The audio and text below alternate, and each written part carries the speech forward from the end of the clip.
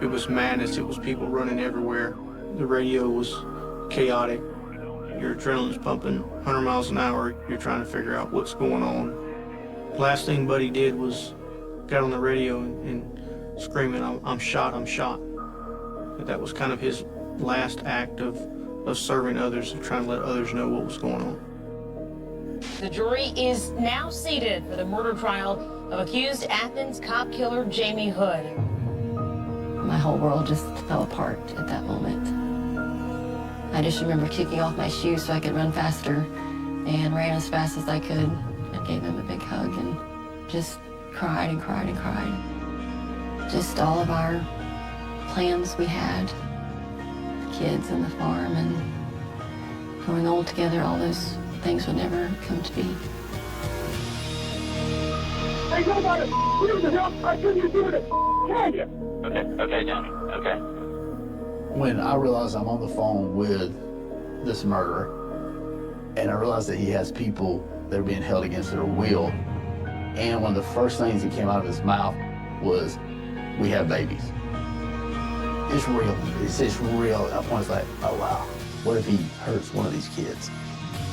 I don't know where his mind's at, but I know what he's already done. I know what he's capable of.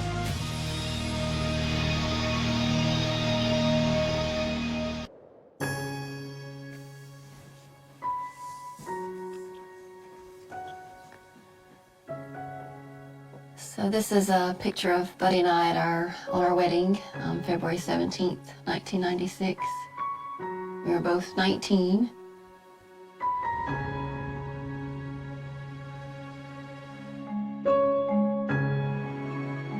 Buddy and I met when we were in high school. When I first saw Buddy, I immediately loved his eyes. He had the longest eyelashes and his green eyes. They were just ocean green, just beautiful green eyes. He was just very fun-loving and energetic and always joking and helping others, and he was just a joy to be around. We've been married 4 years when we purchased our new farm, and it hadn't been finished or anything.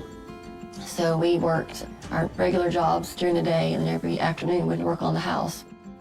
We finished half the upstairs, and then shortly after was when Callie was born, and then Wyatt, so we all shared this one big bedroom, really. It was really small for the four of us, but, you know, it was fun. But that was always our dream, was to build our house here and you know, live the rest of our life here. We were very happy. I mean, nothing's ever perfect, but it was as perfect as it could be, you know, with all the things and all the dreams that we were aspiring to do and working toward. Yeah, looking back, there's so many fond memories, and things were pretty grand at the time. I got her now! She's stuck!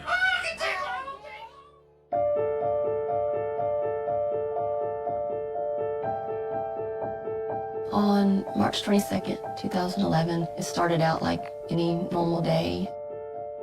Work was busy, and it just worked out that I didn't get to talk to him right away. I guess it was around 11:30 or 12. He called me and said that he was at lunch. He was telling me, I think he and his buddy Charlie were eating at Chick-fil-A, and they were having a good day. And I told him that we were about to go to lunch, so I better let him go.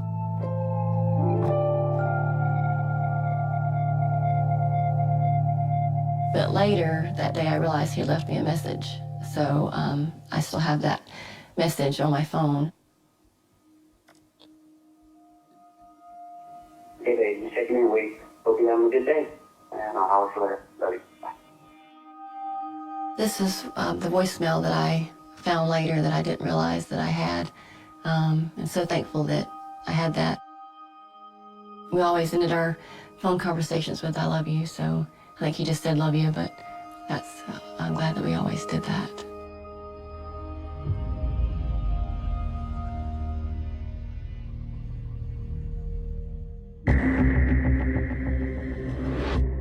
March 22nd, 2011 was a normal day for me. I had received a phone call from a Pierce Sergeant in Robert Homicide. And just the sound of his voice, he was frantic and said, "I need you to get back to office right now. We've got 2 officers that's been shot."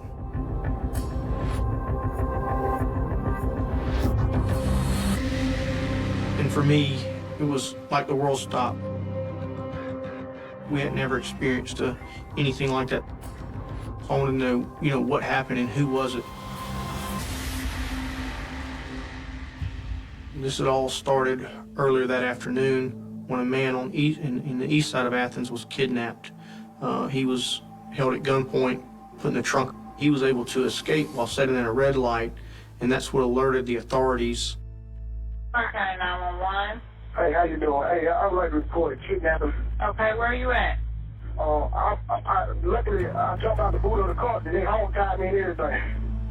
And I know exactly who one of the dudes that they named Jamie Hood.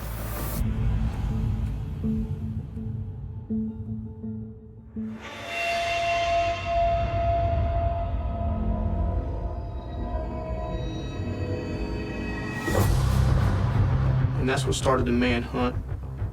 He had boloed that information out. Everybody who was working was aware of the kidnapping and aggravated assault, and that the offender was Jamie Hood.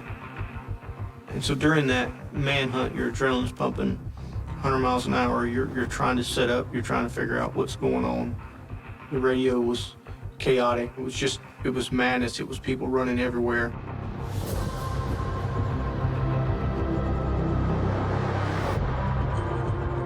He performed a traffic stop, and when he went to get out of his vehicle, he was basically ambushed by Jamie Hood. And at that moment, Tony fell to the ground. That day, Buddy was on patrol. He was also looking for the offender, Jamie Hood. And then he saw Tony had a vehicle stopped. So as Buddy's coming up the road, he doesn't know that Tony's been shot. And he just saw the offender running, and then Jamie Hood ran up to the side of Buddy's car and basically assassinated him.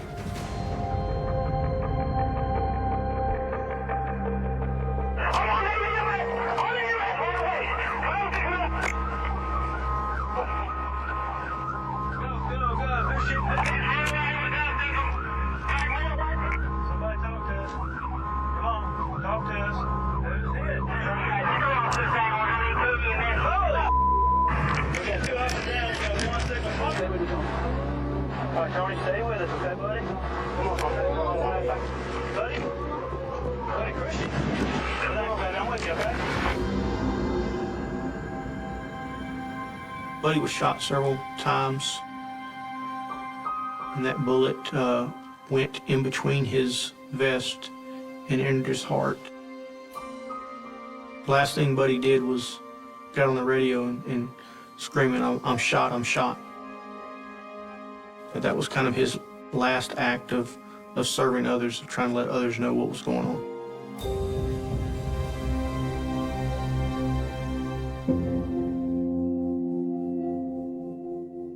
As backup officers began to arrive at the scene, they immediately realized that Tony was still alive, and they immediately started CPR for him and got him medical care, and then went and checked on Buddy, and Buddy was already deceased.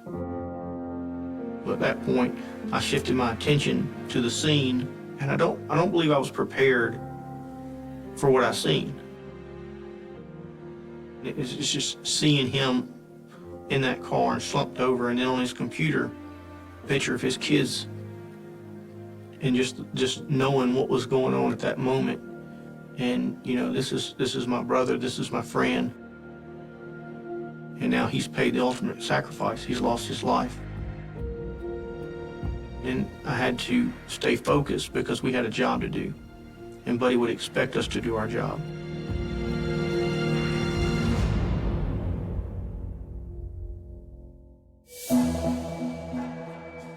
When we received the information that there had been officer-involved shooting, that an officer was deceased, your initial reaction is, do I know him?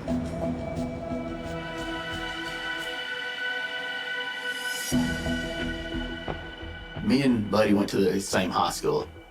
Madison County is a really, really small community, and I was born and raised there, and so was he.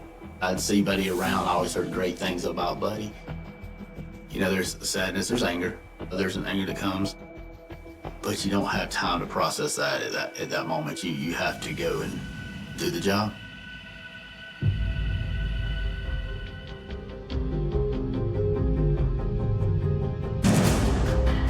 The priority is to locate Jamie Hood. We got him identified, so now we have to apprehend him. You just think, hey, there's somebody out there that's gonna harm somebody else if we don't find them. At some point while I'm at the command post, we get law enforcement to basically just walk a line, searching through the woods. We knew that he was possibly on foot, but we didn't know if he was getting assistance. And my biggest fear was that one of his friends or colleagues or whatever had taken him out of the area. And tensions were high just because of the nature of the crimes that Jamie had committed and the fact that he hadn't turned himself in.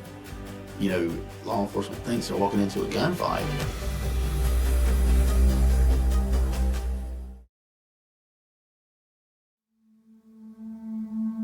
My mom called me, and she heard that there were 2 Athens Clarke County police officers that had been shot. And so she called me and was like, "Have you heard from Buddy?" I said, "Yes, I just talked to him, about an hour ago at lunch, and he was fine." And as soon as I walked into work, my pastor was sitting there, the assistant chief, and then a good friend of Buddy and I's that worked at the police department as well.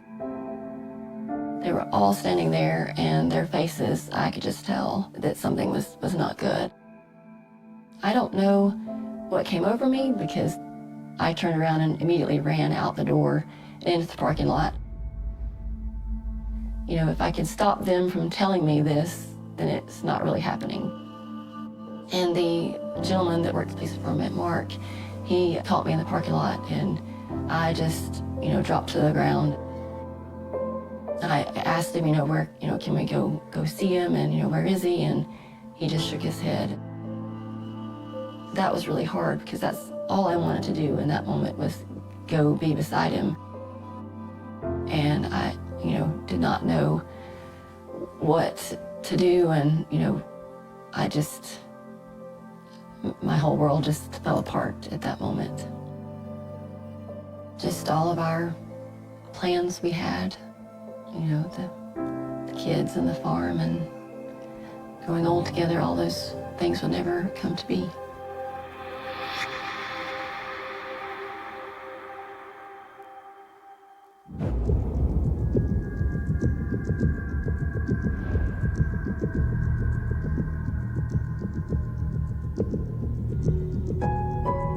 So my main focus was to catch the offender. There was also 2 roles because while I was focused on the investigation and helping with the manhunt, as the commander of the Honor Guard, I had a responsibility to work with the family and help to plan a funeral.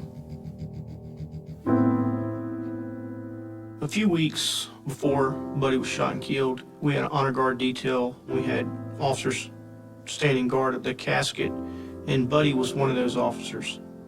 And as Buddy was standing there, the officer had a 10-year-old autistic child who kept saying, "Daddy, get up, Daddy, get up." And Daddy, come play with me. And it really, really, really affected Buddy.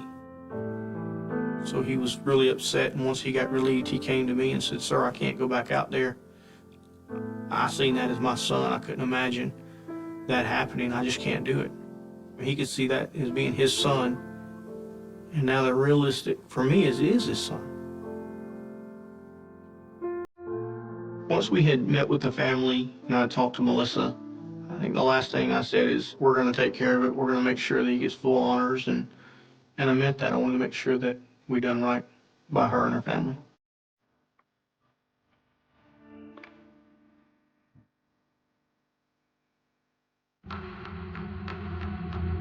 After day 1, we were grasping at straws on where Jamie Hood might be located. There was a sick feeling I remember having, thinking, what if we can't ever find this guy? I never felt that we were getting closer as time went on. I felt like more time went on, the further away he was getting. You see the stress on people's face as they're just almost like, what if we don't get him? What if we can't find him? Jamie's reputation in law enforcement was, first of all, that he was very erratic. People that had dealt with him before had said, hey, look, this guy is, he's kind of a loose cannon. And he actually went to prison for an armed robbery and had gotten out. He was getting tied into the drug syndicate or the drug group in the Athens area, and we think that's probably what led to the kidnapping of the individual in the car and all that.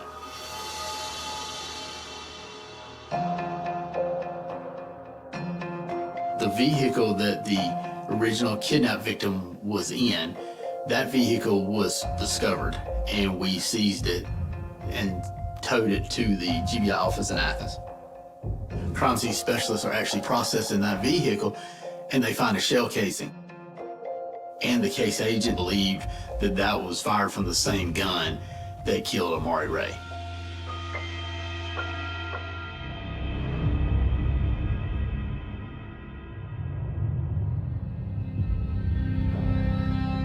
My understanding was that Amari Ray was at home. He lived with his parents, and that somebody had knocked on the door and asked him to come outside. And he came outside and was murdered beside a carport area. Was shot multiple times, I believe with a 9mm, and left there. There were shell casings found at the scene there. And Jamie Hood was not a suspect in that case, but do we truly know how many other crimes were committed by this individual between that time or even prior to that time? We don't. There absolutely could be other crimes, maybe victims that we're not aware of.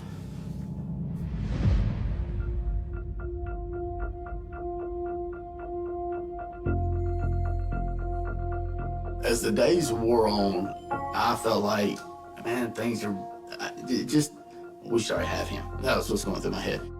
So we started pushing information out, including pictures of Jamie Hood, and the community responded. We were getting calls.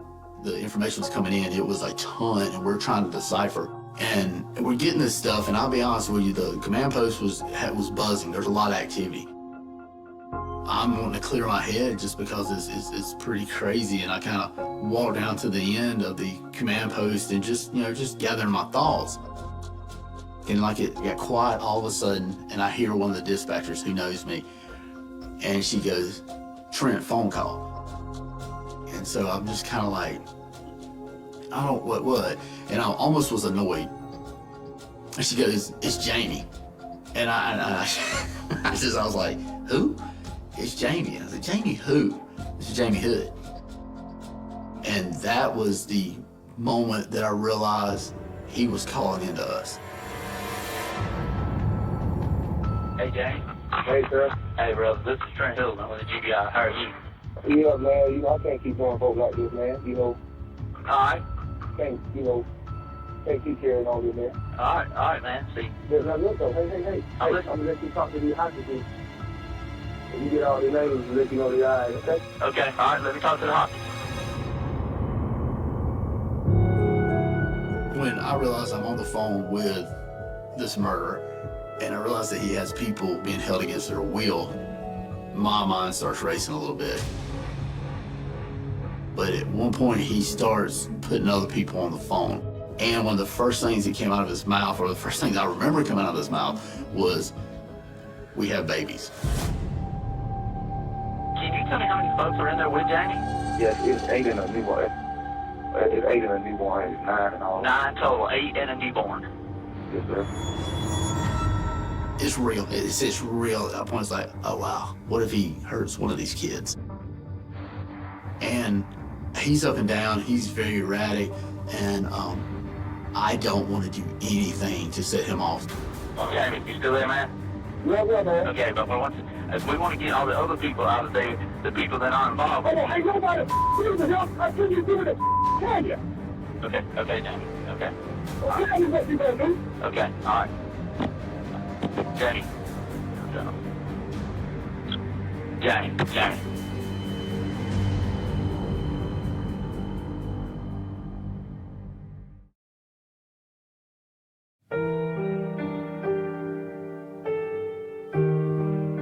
thinking about seeing Buddy all week because from the moment they told me he wasn't coming home, that's all I wanted to do was go see him. And being told no was just heartbreaking. All I wanted to do was go see him. I wanted to run to him and give him a hug.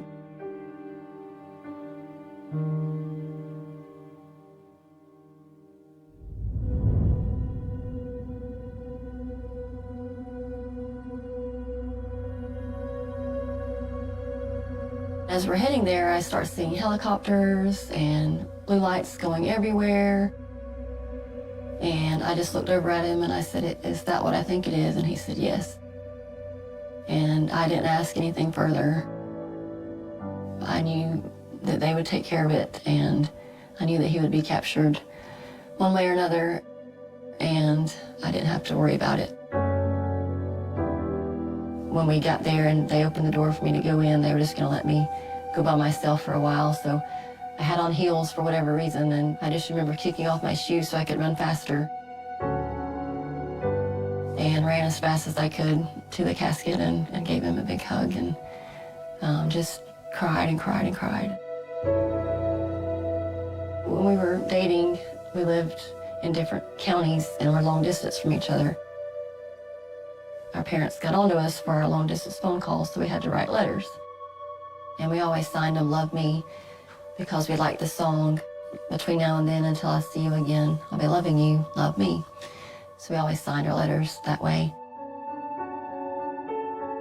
And I had actually written a letter that I had worked on that the whole week, all the things that I wanted to say. I sat and read him my letter and just sat there and just was happy that I could finally be there and do that. That was what I told him. Was between now and then, till I see you again, I'll be loving you, love me.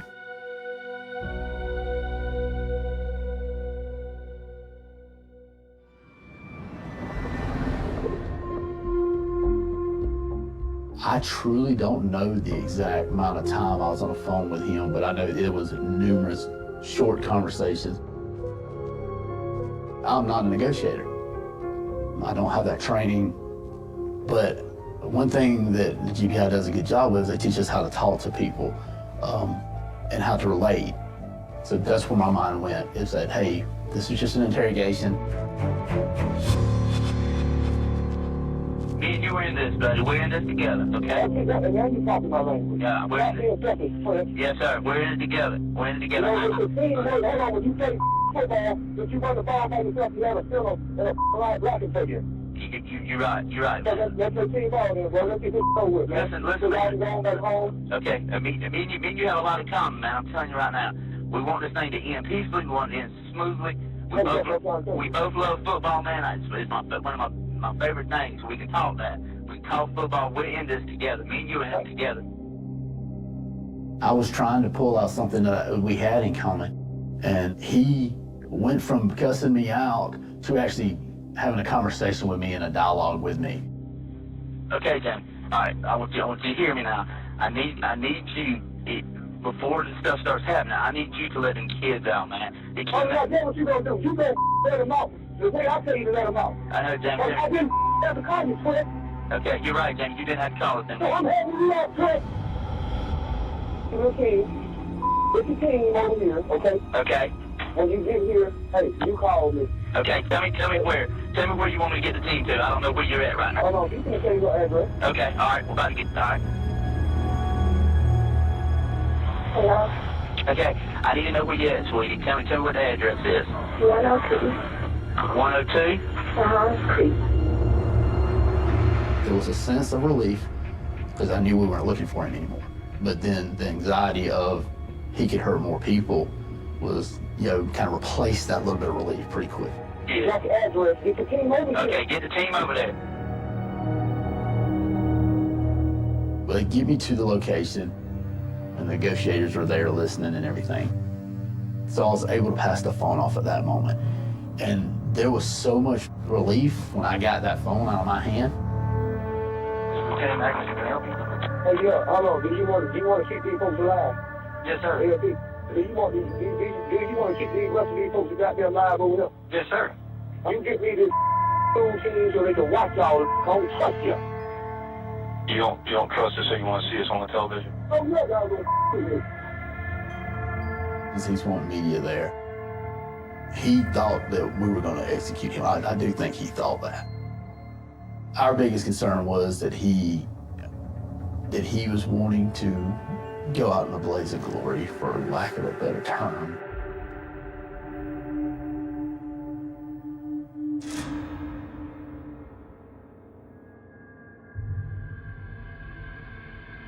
It was a total relief at that moment, but we still had people in that house.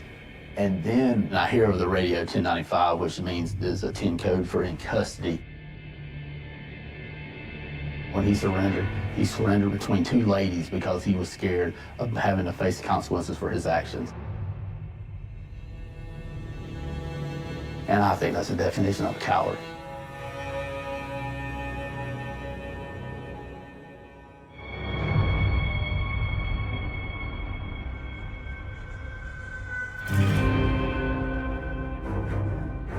From the time that he first called to the time that I heard in custody over the radio, I believe it was right at 9 hours.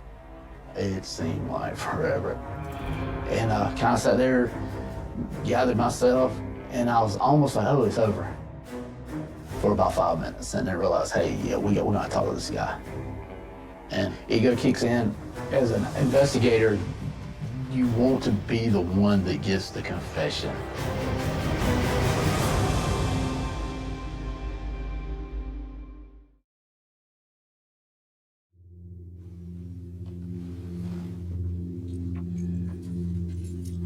My name's Jack. This is Trent. We're here from GBI. We're gonna talk to you. Oh, you Trent? Yes. Yeah. That was the beginning of the interview with Hood after he was taken into custody. We did not think he would talk at all. So as we get ready to do the interrogation, I totally kind of blend into the background. I want the other agent to lead it. Y'all can give me a listen, man. A moment of that drain, bro. He never asked for an attorney, but he does say, I'm tired, I just really don't want to talk about it right now. So at that point, we're thinking we're not going to ask any questions, and we just kind of sat back, and he kept talking, and we let him talk. I want it to be easy as possible, because I was wrong. Mm-hmm. You see what I'm saying? Yes, sir. You don't want to give me the death charge I deserve because what I did. You see what I'm saying? Yeah, I mean, Hey, what you did? Hey, I'm wrong, bro. I ain't here to make your job hard. The only thing I regret is hurting that damn innocent man. What all to do is hurt me to the core of my damn heart. talking about other officers. Yeah, his folks. He was a good one in the church having folk. That's the only thing hurt me, keeping it real. Yes, sir. And hurting these innocent folks. You know, these kids, you traumatize them. I understand. You see, whatever they give me, the here. I did it, see. We need the police. We couldn't live without you.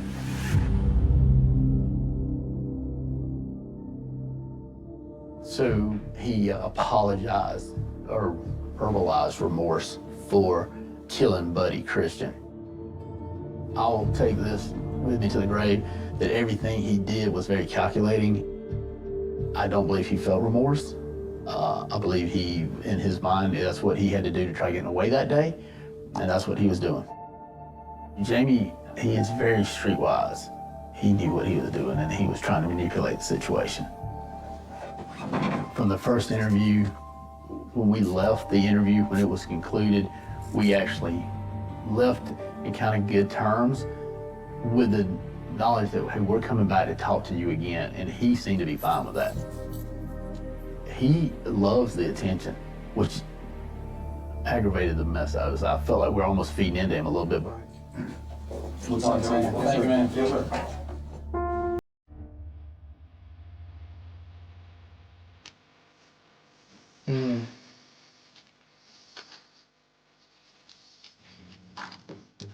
Yeah.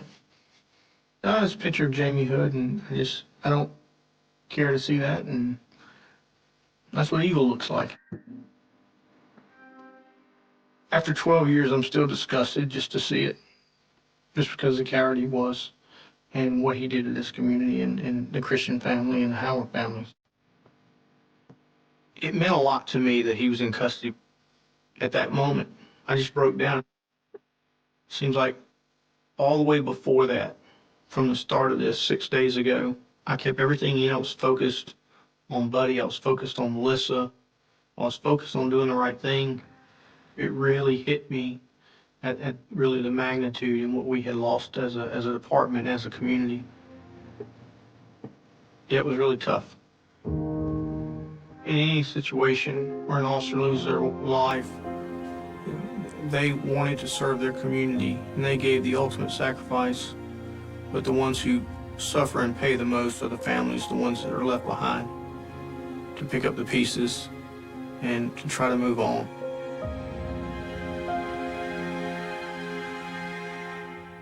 The body of slain officer Buddy Christian arrives at the cemetery. Hundreds of people line the path as the carriage is followed by Christian's family. The whole procession, I think it was about 7 miles, but it was lined the whole street.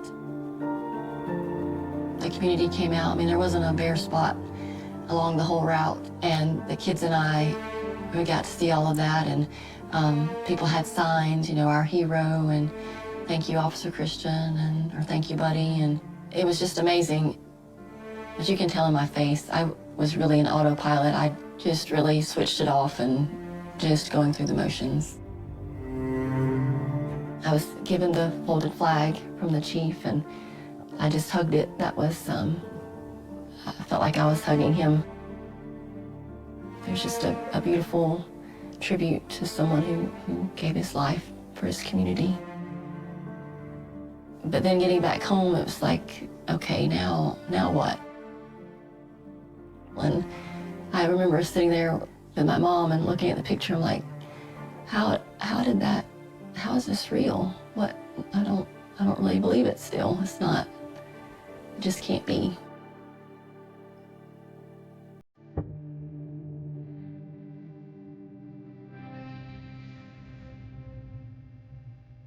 He did confess to killing Buddy Christian, but he never gave us what I call a true confession, where he fills in all the gaps. He basically says, I'm sorry for killing that man. So we never got a true confession from him. I feel strong we could have took him into a courtroom that day and convicted him for the murder, but we're trying to attach him to another homicide. And we were trying our best to figure out the Amari Ray murder at that point. Through all the interviews and contact I had with Jimmy Hood, he never mentioned Amari Ray. He never did make a statement in reference to that. Amari Ray's family deserves some closure too, and there needs to be justice. So we're going to try to put that piece together.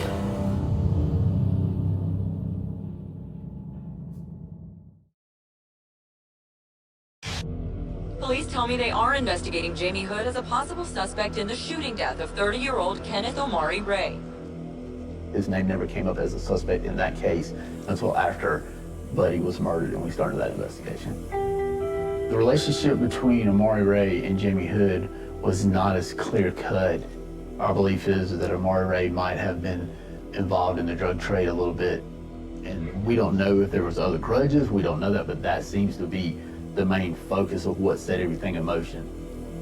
And then there was some drug trading going on. It made sense that he was the one that was liable for that murder.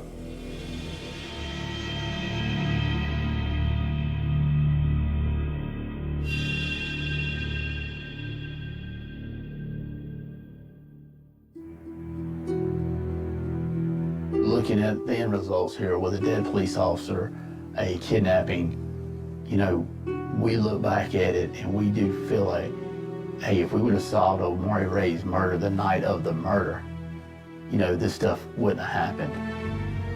But I can't go back in time. You can't point fingers, and there are no fingers to point. If you do, you point them at yourself. So. After 4 years, 3 judges, and 2 sets of defense attorneys, a jury is now seated for the murder trial of accused Athens cop killer Jamie Hood. After he fired 2 sets of defense attorneys, Hood is acting as his own lawyer in this death penalty case.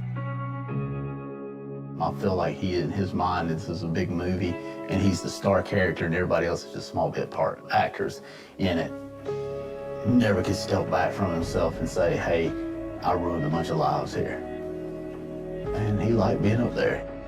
He liked the grandstand. In my mind, he's a coward.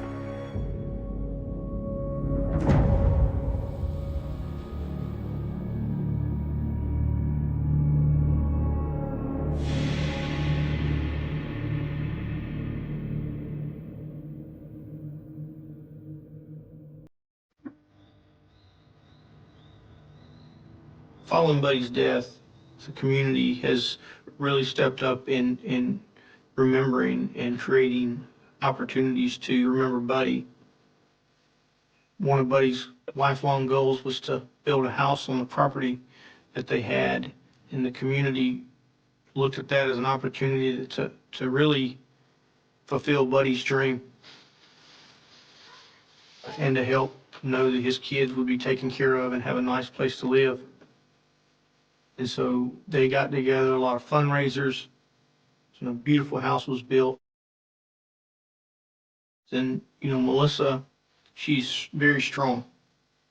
She may be quiet and timid, but she's very strong, and she has done everything to make sure that she properly honors Buddy and his memory, and she's just been amazing in her commitment to keeping Buddy's memory alive. Melissa made sure that the kids know their father, even though he's no longer here.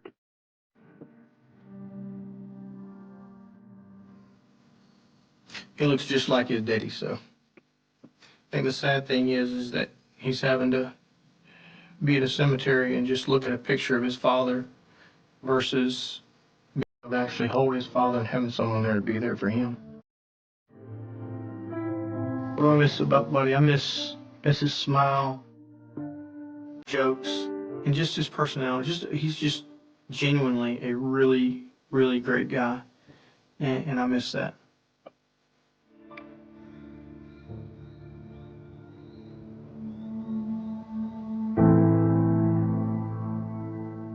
This past February would have been our 27th wedding anniversary, and I always go to the cemetery and put new flowers on his headstone, and I try not to, get too upset about what it could have been and just try to remember, all the 15 years that we got to share together.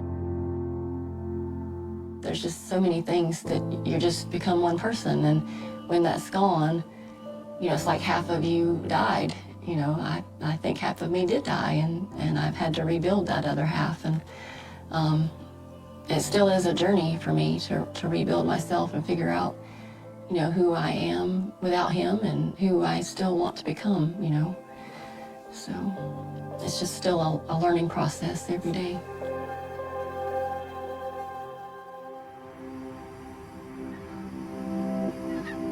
I remember him telling me, if something ever happened to me, you have to live. You have to continue our dreams and live for me, and you can't sit and pine away. You have to live, and that gives me a more reason to be happy and do things, because I know he wants me to do that.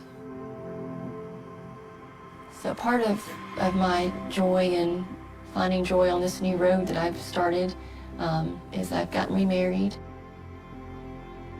God just works in mysterious ways, and he led this wonderful man into our lives, and he knew Buddy, so he has his own stories about him, and he can tell the kids, and he knows of his character and, all those things. And when we got married, I believe Callie was 8 or just about to turn 9, and she said, my family's whole again. So she was so happy to have a dad here and a dad in heaven, and it just was really beautiful the way we were able to weave everything together.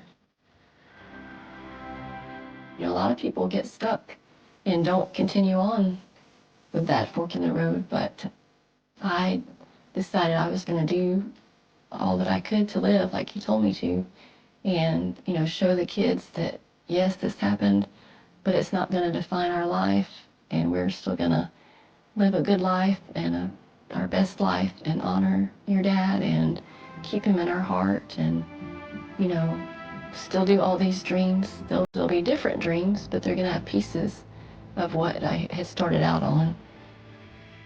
And, you know, it did not defeat us. We will overcome it. English, cinematic voiceover, continuous flow, no summary, no announcements, no breaking immersion. The first chill of that November evening never truly left this town. People still talk about how the wind carried a strange metallic bite, how the trees along the old logging road seemed to bow inward as if trying to hide something. They knew something they couldn't hold back forever.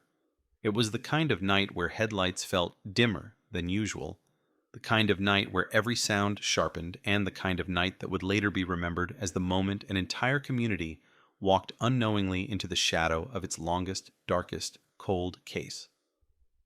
A mystery born in silence, buried in fear, and left to rot in the cracks of time until the confession that shouldn't have existed finally surfaced and tore everything open again. Her name was always said softly as though the syllables themselves carried fragile glass edges. Emily Hart, 17 years old, quiet honor student, part-time waitress at the diner near the highway. She vanished on a Wednesday. No storms, no disasters, no crowds to hide behind. Just an ordinary school night, the kind people never remember except this one, carved scars so deep they became landmarks in the local memory. Emily left her shift at 9:17. PM waved at her manager, stepped into the cold air, and never made it home. No witnesses, no screams, no trace. The kind of disappearance that felt less like a crime and more like a hole torn abruptly through reality. The police reports from 1984 read like a script trapped in quicksand. Repetitive lines, scattered timelines, desperate assumptions. Officers combed the woods. Volunteers formed human chains. Helicopters hovered low enough to rattle rooftops. Nothing. Each passing day stretched the unknown further until the unknown was the only thing anyone could talk about. The town of Pine Bend, small, tight-knit, and painfully unprepared, watched its sense of safety collapse piece by piece. Parents locked their doors in the daylight. Teenagers walked in groups. People whispered about shadows in the forest, about strange trucks on late-night roads, about a man seen smoking alone behind the mill. Every lead evaporated. Every rumor died in circles. Every question echoed with no reply. The woods became the stage for theories that grew darker as the years moved, and yet not a single clue surfaced. Even Emily's car, a rust-red Ford Pinto, seemed to vanish like smoke. Cold case, the newspapers said months later, a phrase like a slab of ice slammed over the town's heart. A cold case at 17. A cold case in a place where nothing like this had ever happened before, and in the quiet corners of diners and grocery stores, people repeated the same line. She didn't just disappear. Someone made her disappear. The deeper investigators dug, the stranger small details became. Her backpack was missing, but the contents of her locker at school were untouched. Her paycheck from the diner remained uncashed. Her shoes, sturdy white sneakers, would have left tracks in the mud that lined the roadside that night, but there were none. No footprints, no tire marks, no drag marks. It was as if the ground rejected the very idea she'd walked on it. What really happened at 9:17 p.m., that question outlived entire careers. Detectives came and went. Files thickened and yellowed. New faces tried to breathe life into old evidence and failed. The cold case moved from one dusty shelf to another as years reshaped the town. Emily's parents aged quickly, carrying grief like a weight stitched into their bones. They kept her room the same, never changing her sheets, never removing the posters on her walls, clinging to the idea that untouched things hold memories better. Some nights, neighbors swore the Hart house glowed faintly, as if the past refused to dim. Then came the accidents. 2 hikers disappearing 10 miles north, a burned-out pickup abandoned near the lake, strange symbols carved into trees along the ridge. None officially connected to Emily, yet every incident stirred old fear. Every time police sirens wailed, people braced themselves for the worst.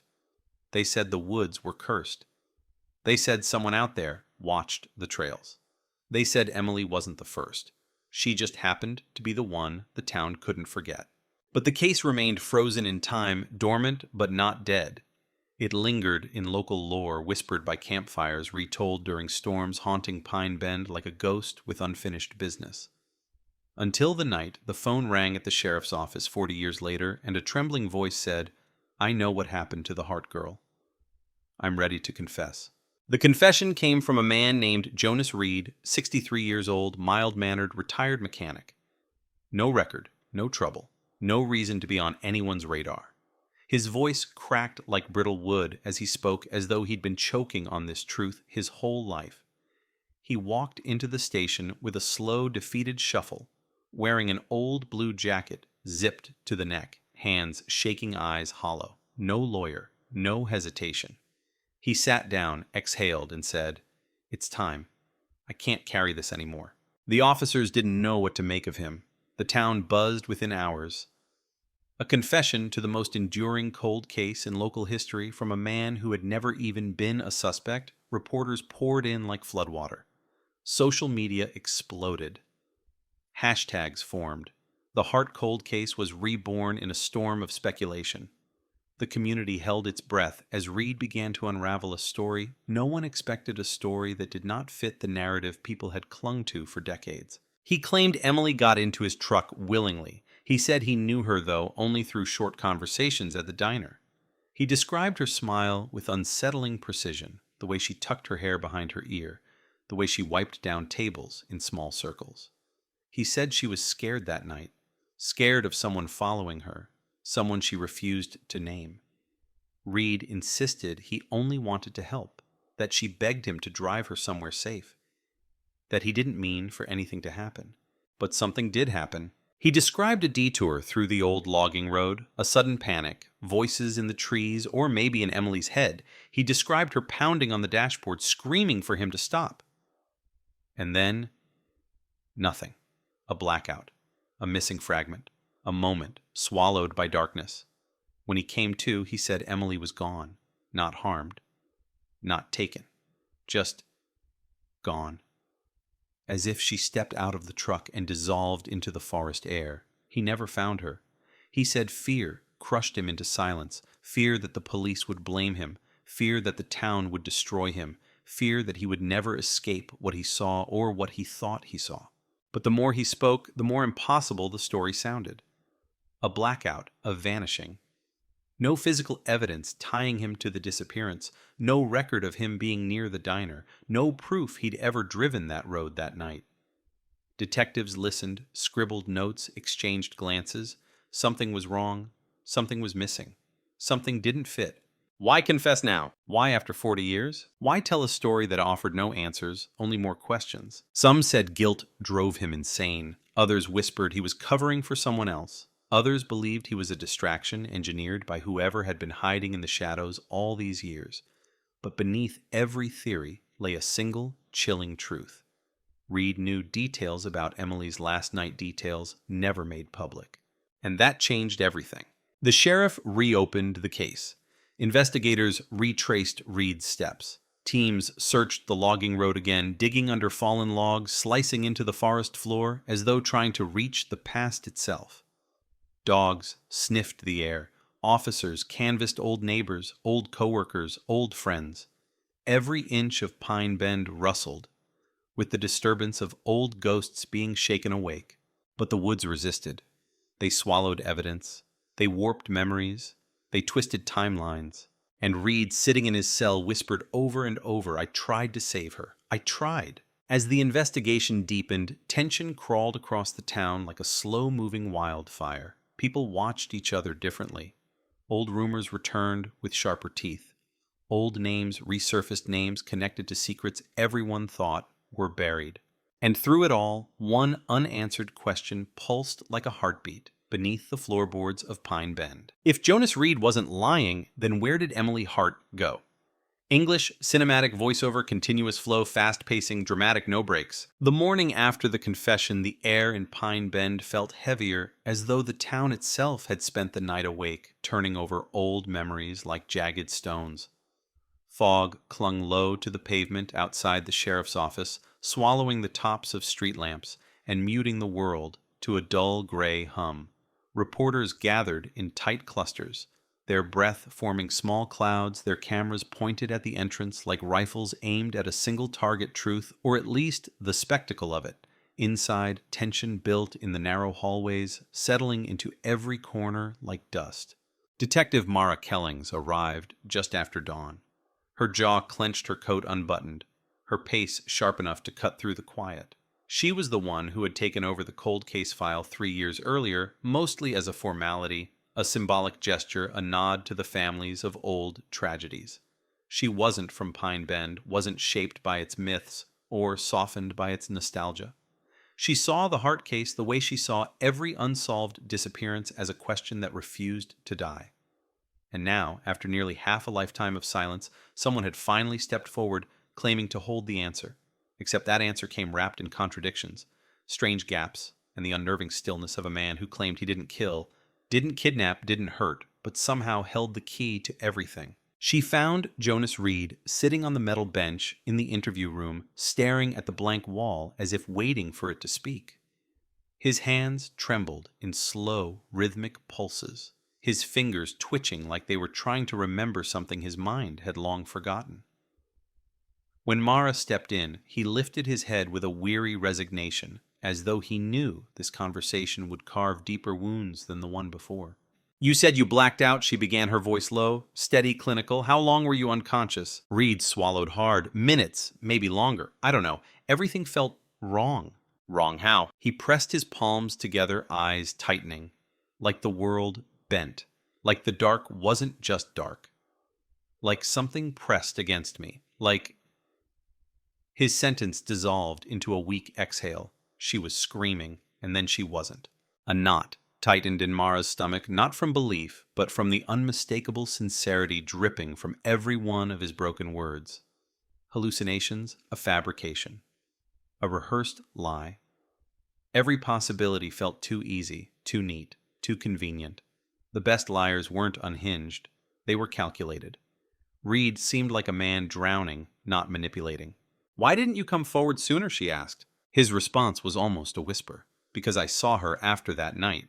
Her pen stopped. Air stalled. Even the hum of the overhead light seemed to pause. "You saw Emily Hart?" she asked, voice thinning. He nodded slowly, like each movement required immense effort. 2 days later, near the river trail. She was standing by the water. Same clothes, same hair, barefoot. But when I called her name, she didn't look at me. She didn't move. And when I got closer, he shuddered violently. She disappeared, like smoke, like she was never there. Mara stared at him, searching for cracks, for inconsistencies, for the thread that would unravel this impossible claim. But Reed held her gaze with a kind of haunted honesty that made her skin crawl. "You understand what you're describing?" she said quietly. He nodded again. "I know how it sounds, but I know what I saw. Hallucination. Grief, guilt, trauma rewiring memory." Mara wanted to scream the rational explanations, force reality back into the room. But a part of her, the part that knew cold cases often carried strange, twisted truths, refused to dismiss him entirely. She pushed a photo across the table, a grainy school portrait of Emily.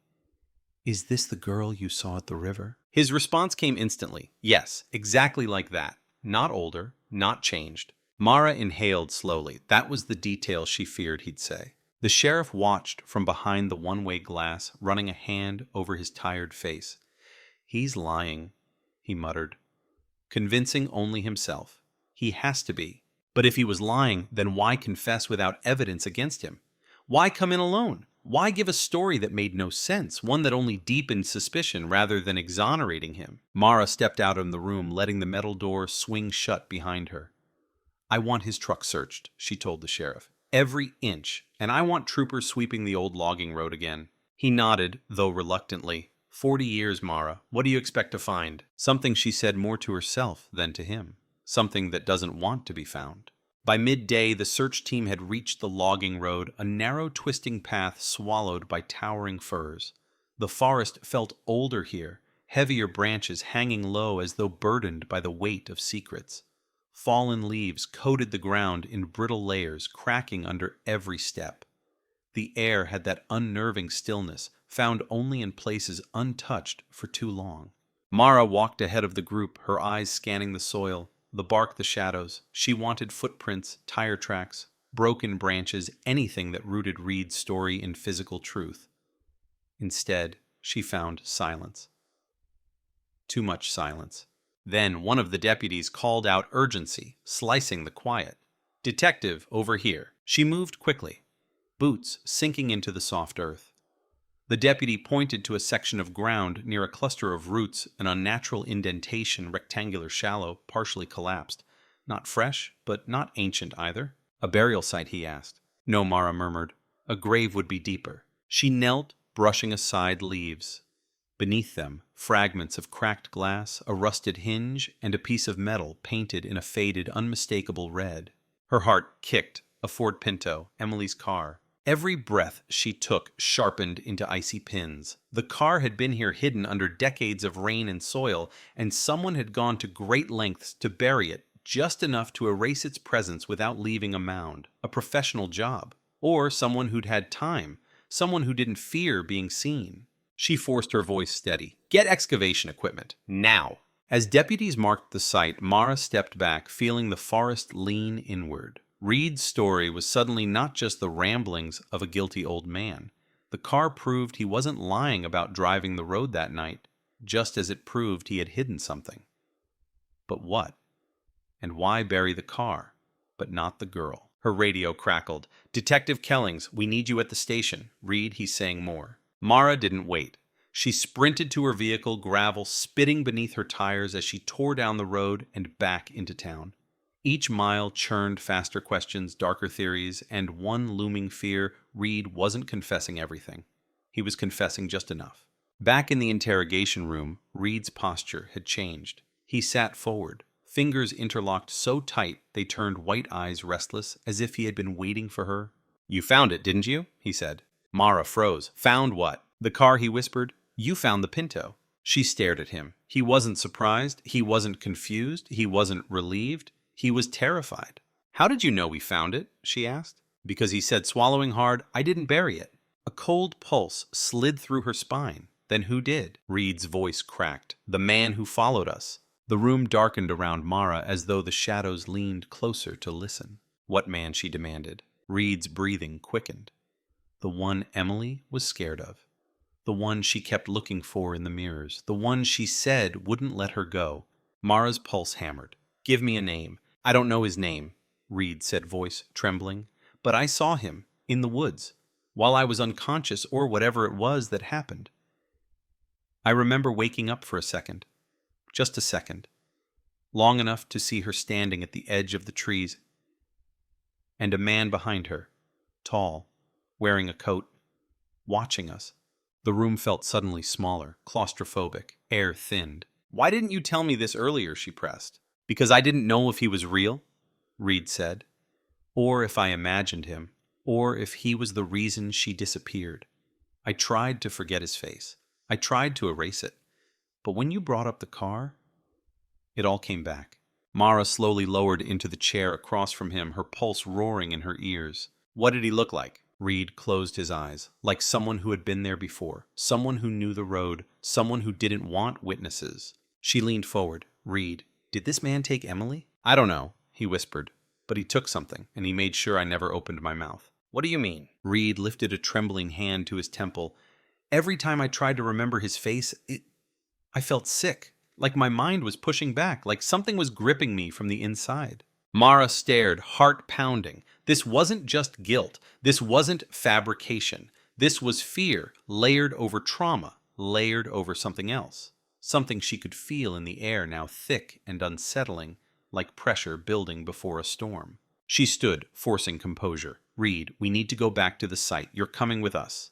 He shook his head violently. No, you don't understand. He's still out there. And if he is, Mara said, eyes fierce, we're going to find him. Reed's voice cracked as he whispered, Detective, if you go back into those woods, you won't find a man. You'll find something worse. Mara stared at him, breath unsteady, as the weight of his words settled deep inside her. Outside, thunder growled in the distance, unseasonal sharp like the sky itself, warning her to turn back. But she didn't believe in warnings. And she didn't believe in ghosts. At least, not yet. The storm rolled in faster than anyone expected, sweeping across Pine Bend with the kind of restless violence that made people shut windows, secure porch furniture, and look warily toward the tree line as if something out there might decide to step forward. Thick clouds stacked over the forest like dark towers swallowing the late afternoon light until everything turned bruised purple and silver. Detective Mara Kellings gripped the steering wheel as she headed back toward the logging road windshield wipers, slashing furiously, rain smearing the world into a shifting blur. The storm felt wrong, too sudden, too sharp, as though the sky itself had been waiting for them to go back to that place. Deputies followed behind her in 2 cruisers, their headlights slicing faint tunnels through the rain-soaked air. The forest loomed ahead, its silhouette jagged and still like a sleeping creature holding its breath. Mara didn't know why Reed's words dug under her skin the way they did. You won't find a man. You'll find something worse. But they replayed in her mind like a faulty record, skipping at the most unwelcome moments. She pulled up to the search site, mud splashing beneath the tires. The excavation equipment sat idle, covered by a tarp that whipped violently in the wind. The earlier fog had dissolved into a trembling mist that curled low along the ground, weaving through tree roots and fallen leaves like something alive. Deputies stood huddled near the shallow pit where Emily's car had been partially exposed, their flashlights cutting nervous swaths through the gloom. Mara stepped out of the vehicle coat, whipping behind her, rain drumming a frantic rhythm against her shoulders. "What's the status?" she shouted over the wind. One deputy jogged over, boots sinking into the mud. We uncovered more of the frame. It's definitely the Pinto. But the interior detective, it's strange. How strange, she pressed. He hesitated. You need to see it yourself. She followed him to the pit, her boots squelching as she moved across the soaked ground. The tarp covering part of the exposed car had been pulled back, revealing the corroded shell of the Pinto. Moss clung to the metal like decay frozen mid-crawl. The windshield was shattered inward fragments, still embedded in the rusting dashboard. The driver's side door hung open, at an odd angle, twisted as if bent by a force stronger than human hands. Mara leaned forward, shining her flashlight into the interior, and froze. There was no seat, no fabric, no foam, just smoothness. The inside of the car's cabin appeared almost polished, the metal unnaturally clean compared to the exterior, as if the interior had been shielded from 40 years of rot. As if someone or something had preserved it selectively. Or stripped it. What happened to the upholstery? She asked, voice tightening. We don't know, the deputy replied. It looks like it was dissolved. Mara brushed her fingers across the exposed interior, feeling the unnatural slickness, a coldness sharper than the surrounding metal. A shiver climbed her arm. This wasn't weathering. This wasn't time. This was intentional, controlled, calculated. Then something else caught her eye. A small indentation on the passenger side panel. She angled her flashlight, illuminating a faint impression in the metal. A handprint, not deep enough to be violence, but clear enough to be deliberate. But the size? It was small, too small. A teenage girl's hand. Mara's breath caught in her throat. Emily had been here. She had been alive inside this car. She had tried to brace herself, push herself up, or hold on. 40 years of theories narrowed into a single truth, carved into metal. She did not simply vanish. Behind her, thunder cracked, shaking the ground like a warning shot. Mara straightened, rain streaking down her face. We need to widen the dig, she said fiercely. Clear another 10 feet. And I want soil samples from inside the cabin. Something happened here, something we haven't identified. Deputies nodded, their movements quick and stiff, their nerves palpable. As they prepared the equipment, Mara stepped back toward the tree line, letting the forest swallow some of the noise. The woods felt unnervingly still despite the storm. The branches above barely swayed. The wind, funneled strangely circling the area like an invisible boundary, held the worst of it back. She scanned the tree trunks, half expecting to see a figure standing between them, tall and unmoving, the way Reed had described. But only the rain met her gaze. Then her radio crackled sharply. "Detective, we have an issue at the station. You might want to hear this." It was Deputy Strickland, voice tight. "Go ahead," Mara said. "Reed. He started panicking after you left. Said the man he saw that night came back." Mara stiffened. "Came back where?" Strickland hesitated. "To him. To the cell." Lightning slashed across the sky as if reacting to the words. Mara's jaw clenched. "He's hallucinating," she said, though her voice betrayed uncertainty. "I don't think so," Strickland replied. "Detective, the lights in the cell block went out. Reed was screaming that someone was standing inside with him. When we got the power back, he was curled in the corner, shaking so hard he couldn't speak. That doesn't prove..." "He said the man told him something." Strickland's breath hitched. Said he whispered, "You shouldn't have talked." Mara felt her ribs tighten, her pulse spike. "I'm coming back." She ran toward her vehicle, rain striking her face like shards. Deputies watched her leave, confusion and fear rippling through the group. She didn't look back. The forest felt like it was leaning closer behind her, listening, waiting. As she drove, her mind spiraled through the possible explanations: stress-induced hallucination, guilt, fear trauma, manifesting as visions, but none fit cleanly. Reed had known things he shouldn't know. He had described a man that Emily herself had feared, and now he claimed that same figure had slipped into a locked cell during a power outage. The storm intensified as she sped through the winding highway back toward town. Trees bent sideways, rain whipped in chaotic sheets, and patches of fog flickered like ghostly forms on the roadside. Several times, Mara thought she saw a figure in her peripheral vision, standing near the guardrail, standing in the tree line, standing beneath a broken street lamp. But each time there was nothing when she turned her head. By the time she reached the sheriff's office, the town lights flickered under the pressure of the storm. Inside, deputies stood on edge, glancing repeatedly toward the hallway leading to the cells, as though expecting something or someone to emerge. Strickland met her at the entrance, face pale. "He won't stop shaking," he said. "Keeps asking if the lights are safe?" I don't know what that means. Mara walked past him, each step echoing down the corridor. She could feel the cold air seeping from the cell block, unnatural for a heated building. The kind of cold that belonged outdoors in deep forest shade, not behind locked doors. Reed huddled in the corner of his cell, knees drawn to his chest, rocking slightly. His eyes snapped up when Mara approached, wild and dilated, as though he were trapped between consciousness and nightmare. "Jonas," Mara said softly, kneeling a short distance from the bars. "I need you to breathe. Tell me exactly what you saw." He opened his mouth, but only air came out, trembling, desperate. His lips quivered. His chest hitched. Mara waited, forcing patience through the thundering frustration inside her. Finally he managed to speak. "The lights went out," he whispered. "And the dark wasn't empty." Mara swallowed. "What do you mean?" I heard footsteps, slow, heavy, like someone walking through mud.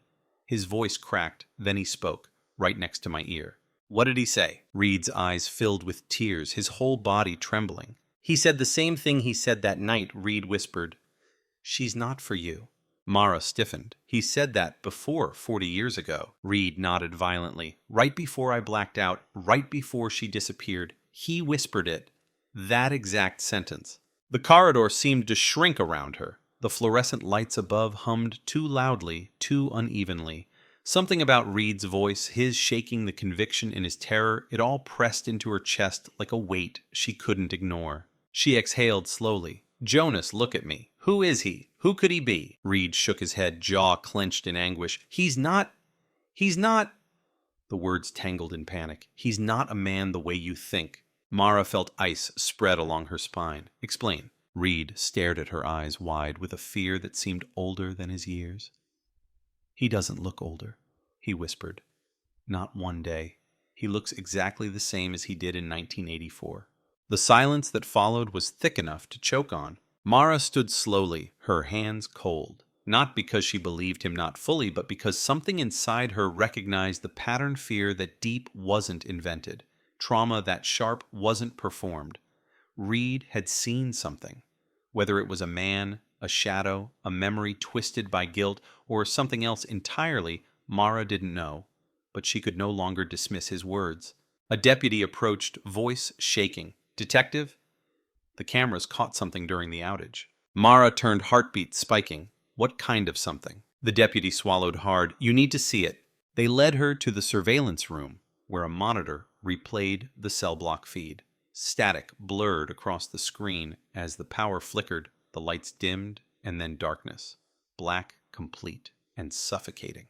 For 3 seconds, nothing moved. Then a shape appeared. Not fully visible, not defined, just a distortion in the darkness. A tall, vertical smear like a figure standing between Reed and the camera. Taller than Reed, broader, still. Mara leaned in, breath shallow. The figure didn't move, didn't shift, didn't breathe. It simply existed for a single frame like a shadow caught between moments. Then the power returned. The cell was empty, except for Reed screaming. Mara stared at the screen long after the footage ended. The room felt colder with each passing second. When she finally spoke, her voice was barely above a whisper. "Rewind it." But in her bones, she already knew. Whatever they were dealing with, was no longer just a missing girl. Rain hammered against the roof of the sheriff's office, like a frantic warning, each impact sharp enough to feel in the bones. The storm refused to drift away, instead coiling itself around Pine Bend like a predator circling prey.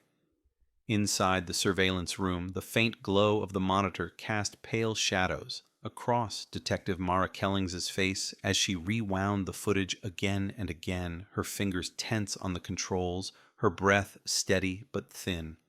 The distorted figure on the screen refused to resolve itself into something rational. It stayed blurred, half-formed, as if the camera lens could only remember the outline of its presence, not the thing itself. Deputies murmured quietly behind her, each voice tight with an edge they couldn't hide. Fear had begun creeping into the room, slow, invasive, spreading like cold, slowly seeping beneath a closed door.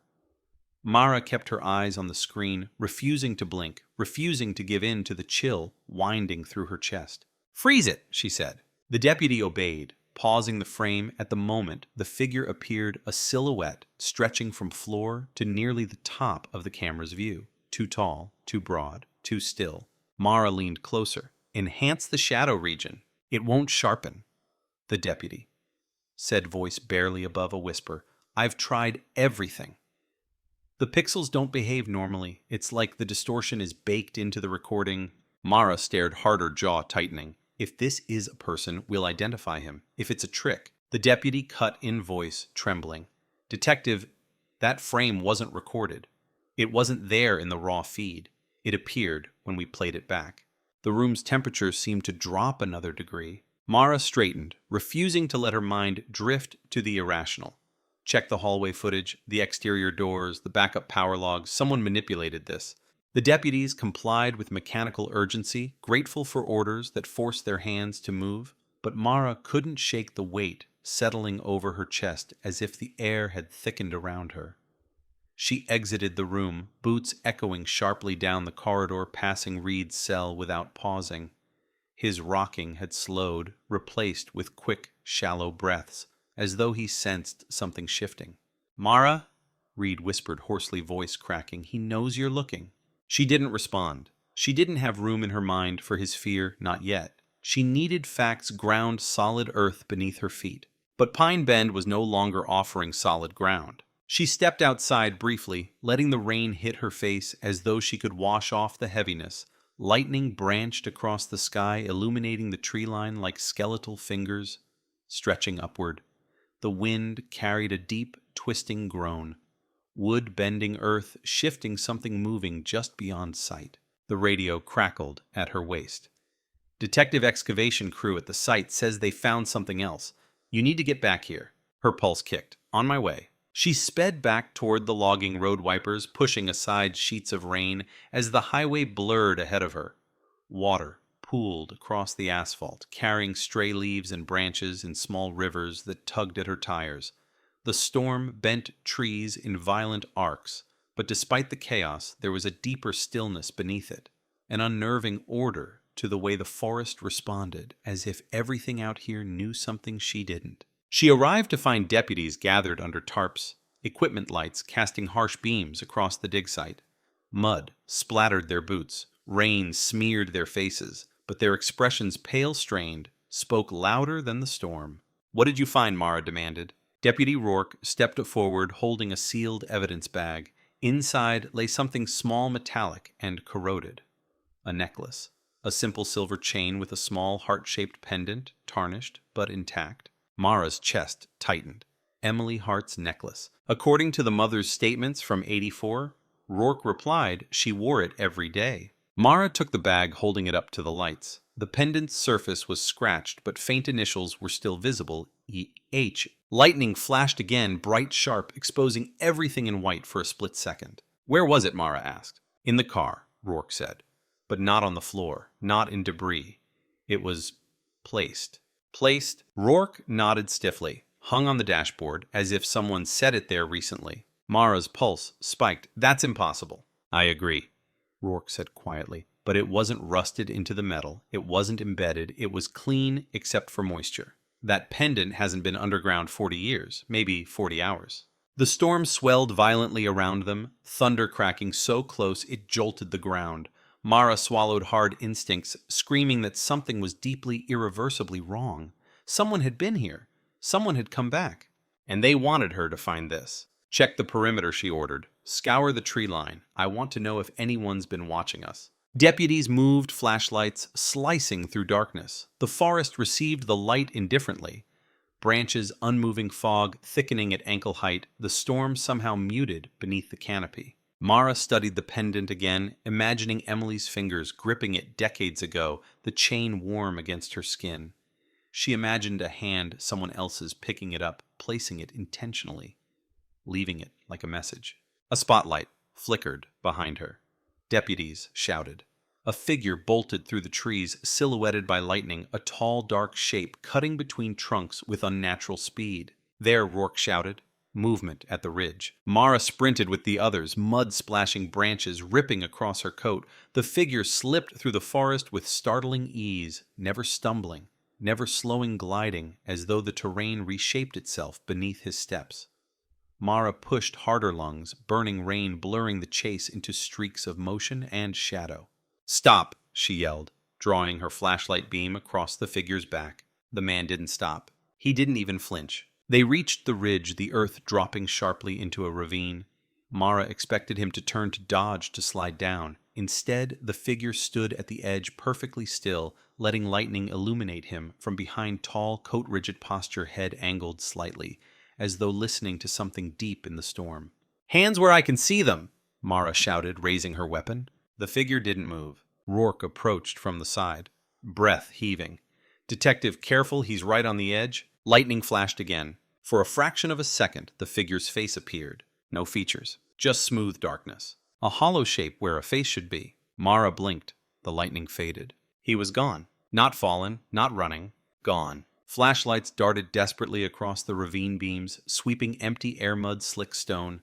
Deputies shouted over each other. "He didn't jump, there's no splash, no footprints. Where the hell did he go?" Mara stood frozen hard, drumming in her throat. Her mind fought for logic, misidentification, visual distortion, rain interference, but the memory of the faceless silhouette lingered too vividly. She turned to Rourke. "Get everyone back, now. Nobody goes near the edge." As the team regrouped, she stared into the ravine's darkness, feeling it stare back. They returned to the dig site, shaken. Equipment lights flickered as the storm roared. Fog thickened into walls of gray, swallowing the forest behind them.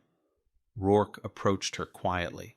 "Detective, if that was the man Reed saw." "Don't finish that sentence," Mara snapped, though her voice cracked beneath the weight. But Rourke didn't back down. It wasn't a trick of the light. We all saw him, and no one moves like that. No one disappears like that. Mara closed her eyes briefly, steadying her breath. Don't jump to conclusions.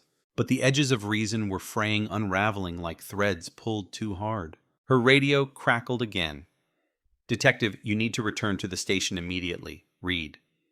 Something's happened. Her gut dropped. What now? He collapsed. The voice responded. "We don't know how.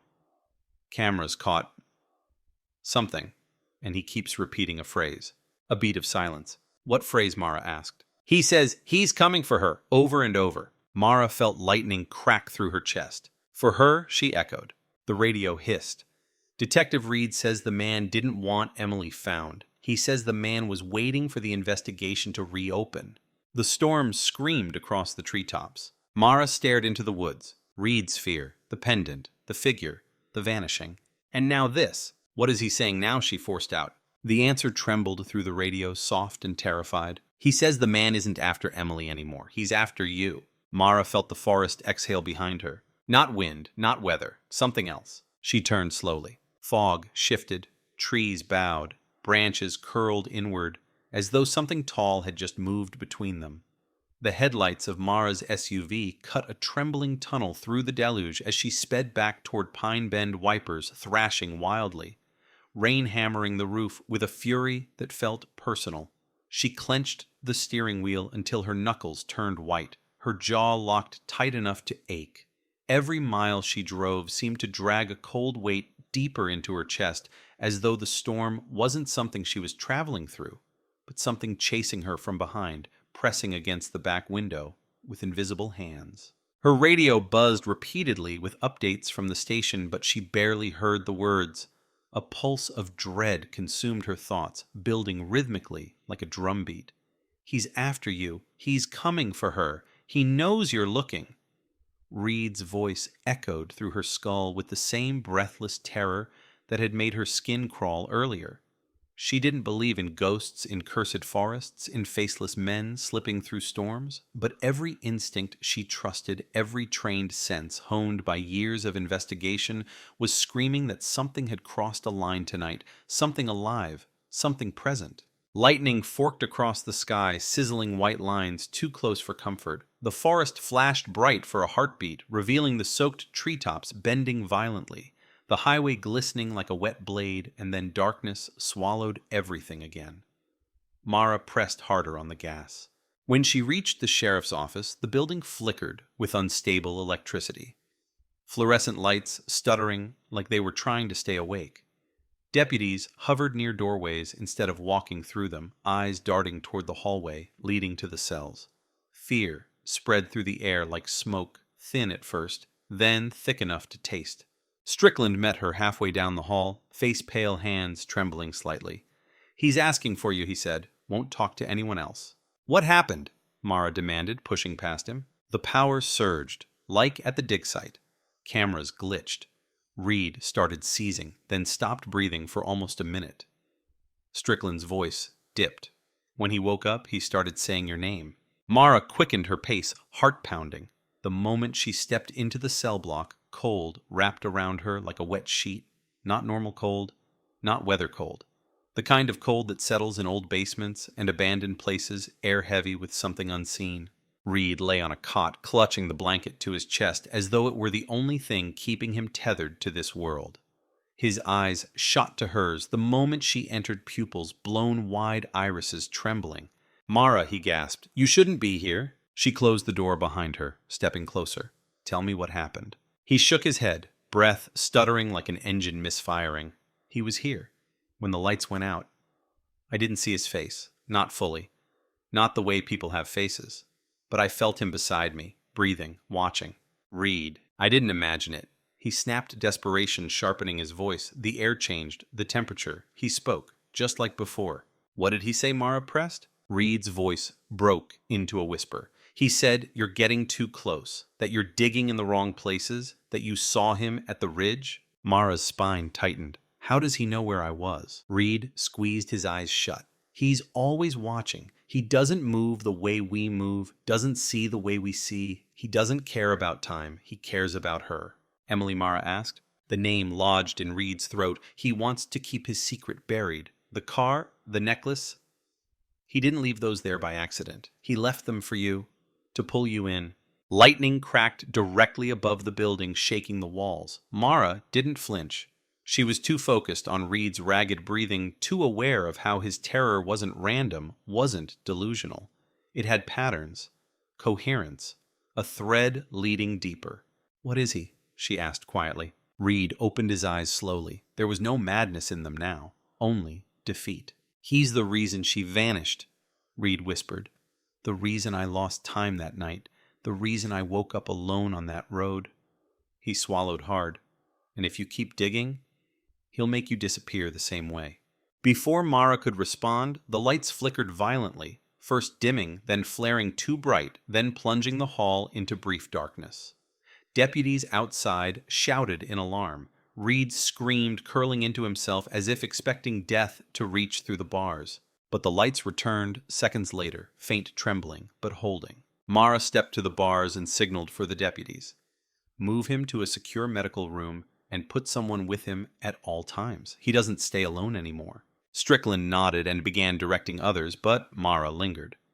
She looked once more at Reed, whose breath still trembled, whose eyes still held a plea she couldn't ignore. Then she turned and walked back into the main corridor, only for her phone to buzz violently in her pocket.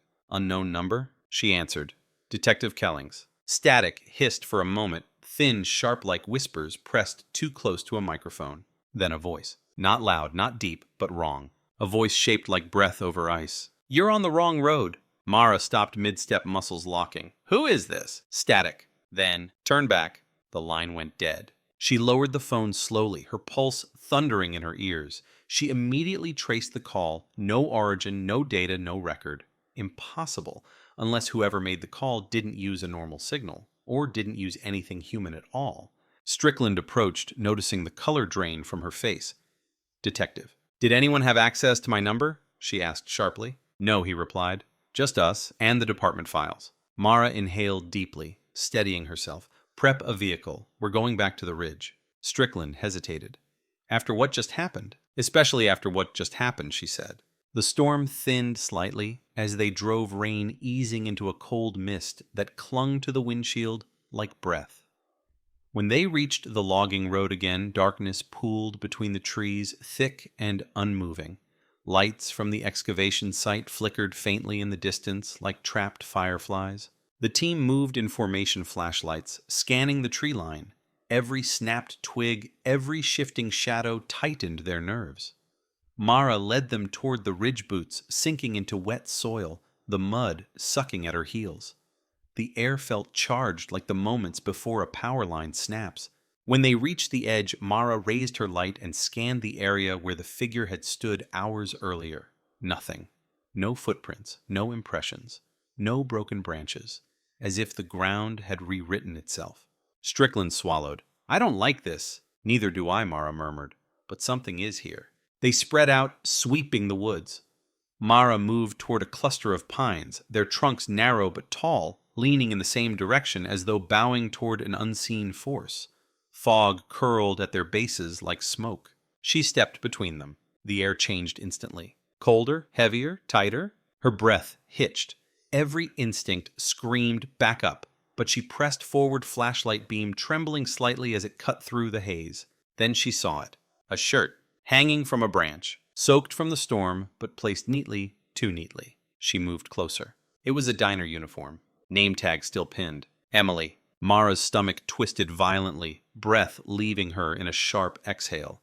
Reed had said Emily was wearing her uniform that night, but the fabric, though worn, wasn't 40 years old. It wasn't rotted, it wasn't decayed. It looked like it had been hanging there maybe days. She lifted it carefully. The fabric dripped mud and rainwater into the leaves below. Something inside the pocket clinked softly. A key. Small, silver, etched with a number 17B. A motel key. Strickland stepped behind her, voice quivering. "Detective, what the hell is that?" Mara stared at the key, heartbeat pounding. "Someone wants us to find these things." "Someone or something," he said under his breath. A gust of wind tore through the trees, bending them violently. The fog twisted into spirals, sweeping across the forest floor like a living thing. A shadow flashed between trunks, tall, straight, quiet. Mara jerked her light toward it. Nothing. Then the radio on her shoulder crackled louder than before, so violently that the static made her flinch. A voice seeped through. Not Reed's, not any deputy. A voice that sounded like it came from a deep, hollow space. "You're too late." Mara froze. Strickland backed up, panic overtaking reason. "Detective, we need to leave." "You're too late," the voice repeated, softer, closer. Mara slowly turned toward the darkness behind her. A figure stood between the pines, tall, still, face obscured by shadow. She blinked. It was gone. The flashlight beam wavered as she whispered almost to herself, "He's leading us somewhere." Strickland shook his head, horrified. "Or luring us." Mara gripped the diner shirt tighter, jaw clenching. "Then let him," she said, "because I'm not turning back." The forest listened, and something deep within it moved. The diner shirt dripped steadily from Mara's fist as she pushed deeper into the woods, each step sinking into the soaked ground with a sucking sound, each breath cutting colder the farther she went. The storm had eased into a trembling drizzle, but it didn't feel like relief, more like the forest had quieted on purpose, holding its breath, waiting. Fog coiled thick around the bases of the trees, rolling sluggishly as if stirred by some unseen presence. The deputies followed flashlights, jittering in hands that tried their hardest not to shake. "Detective, this is a bad idea," Strickland whispered behind her. "He wants you alone. You heard Reed. This thing, this man, whatever he is, he's not playing with us. He's hunting." Mara didn't slow. Then he picked the wrong person. Strickland exhaled sharply. Frustration tangled with fear. "This isn't a suspect you can tackle to the ground." Mara didn't look back. Everyone has limits, Strickland, even monsters. But the truth was, his fear mirrored her own. She kept one hand close to her weapon, the key in her pocket, pressing against her thigh with every step, the metal cold and insistent like a heartbeat not her own.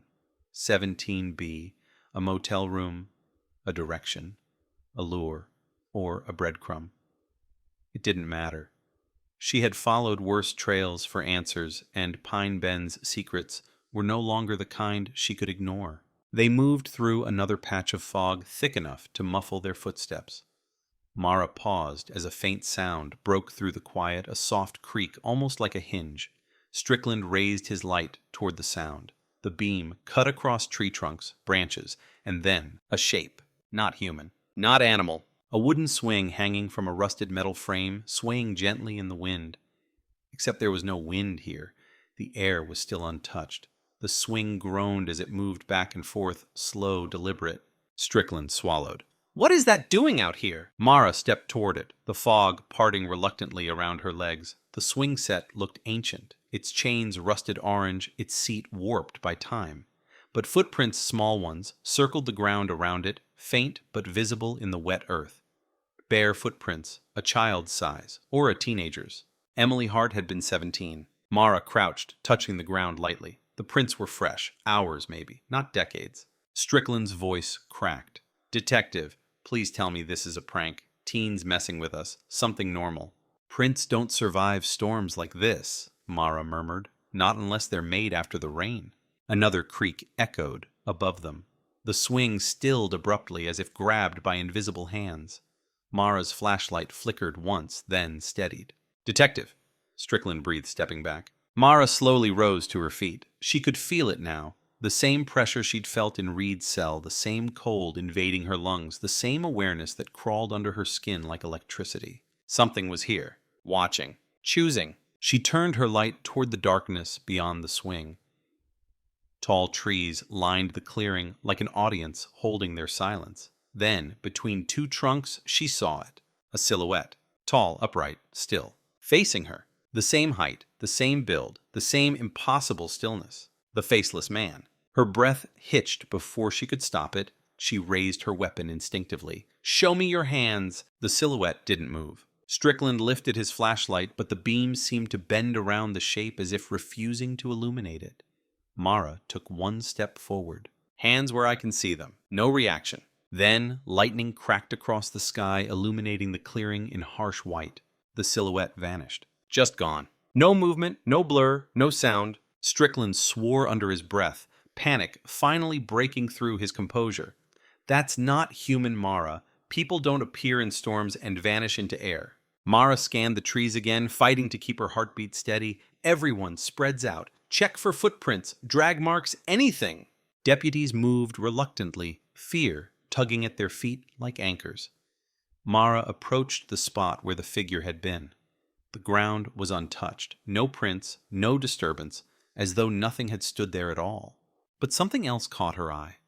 Scratches on the bark of a tree. She raised her light. Letters carved deeply, violently. 17B. Her breath left her in a single exhale. He wasn't just leading her. He was marking the path. Strickland approached with dread tightening his voice. Detective, if he wanted you dead, he could have done it already. What if this is for something else? Mara didn't answer. She reached into her pocket and pulled out the motel key, staring at the number again. 17B. The carvings matched perfectly. He's pushing us to the motel, she said. So that's where we're going. Strickland shook his head. Detective, we're going, she repeated, stepping past him. The deputies exchanged uneasy glances, but followed. Mara led them back through the woods, the fog pulsing behind them like something breathing.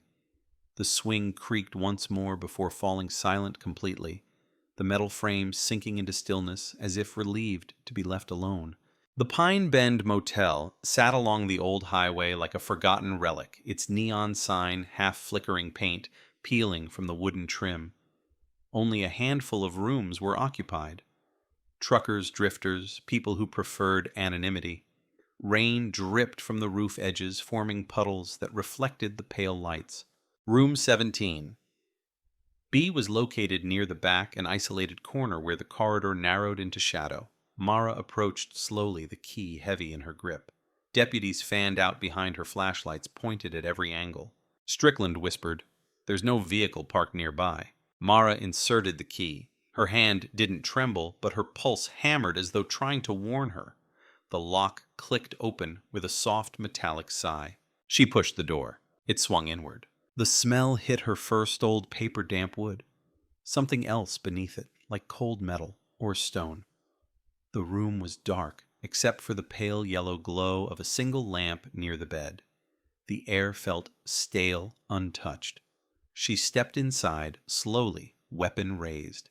A notebook sat on the nightstand, old leather-bound edges warped. Her flashlight caught something beside it, Emily's missing backpack, clean, dry, untorn. Mara froze. Strickland, get forensics in here now. Strickland stepped inside, cautiously, eyes scanning the room. Detective, look.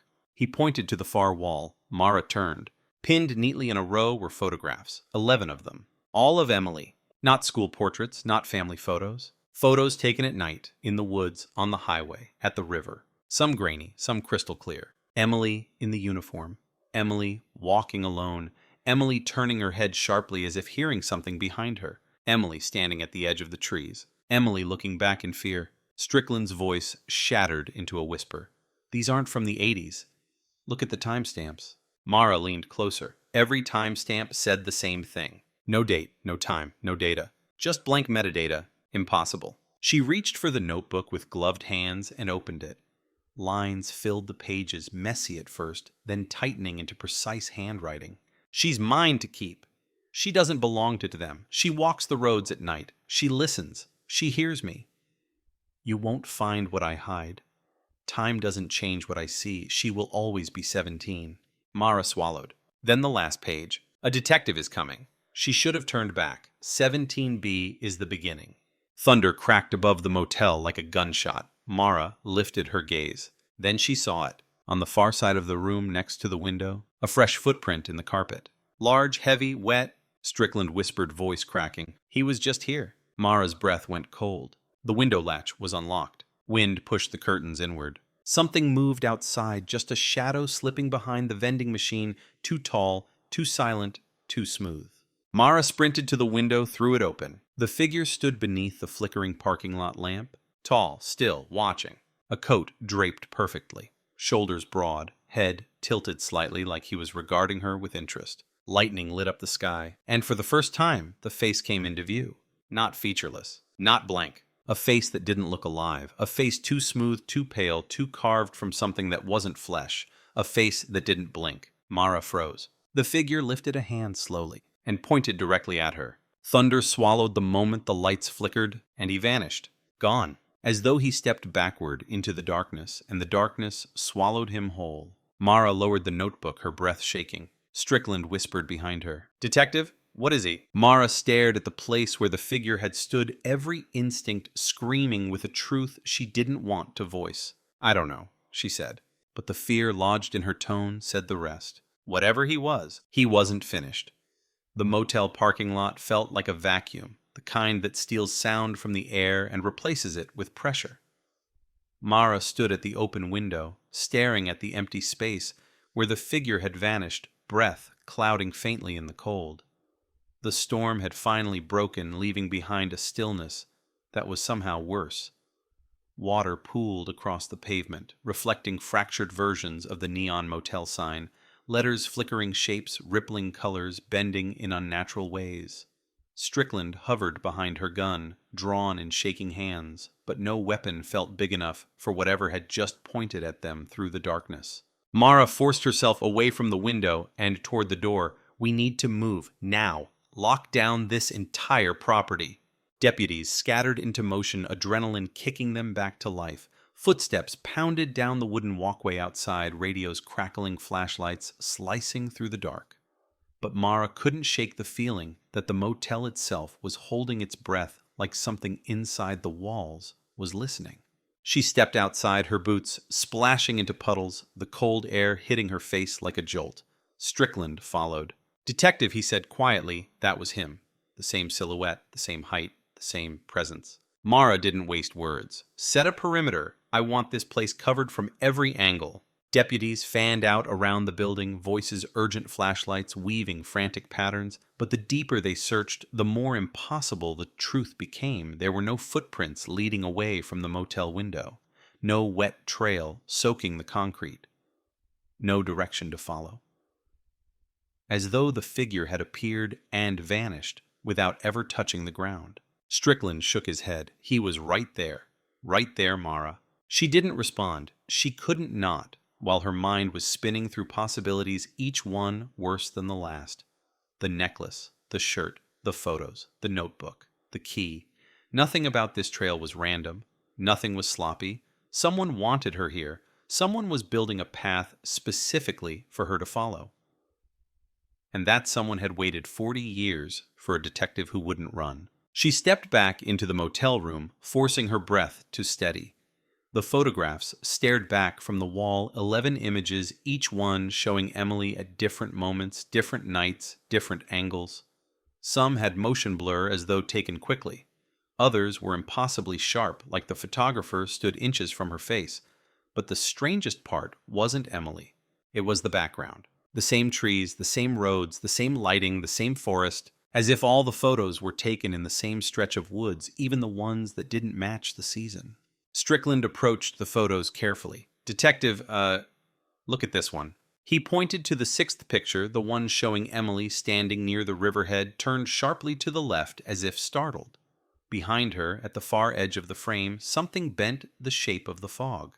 Not a person, not a shadow. A distortion. Like the image itself was trying to hide something. Mara narrowed her eyes. "Enhance it, photograph it, analyze every pixel."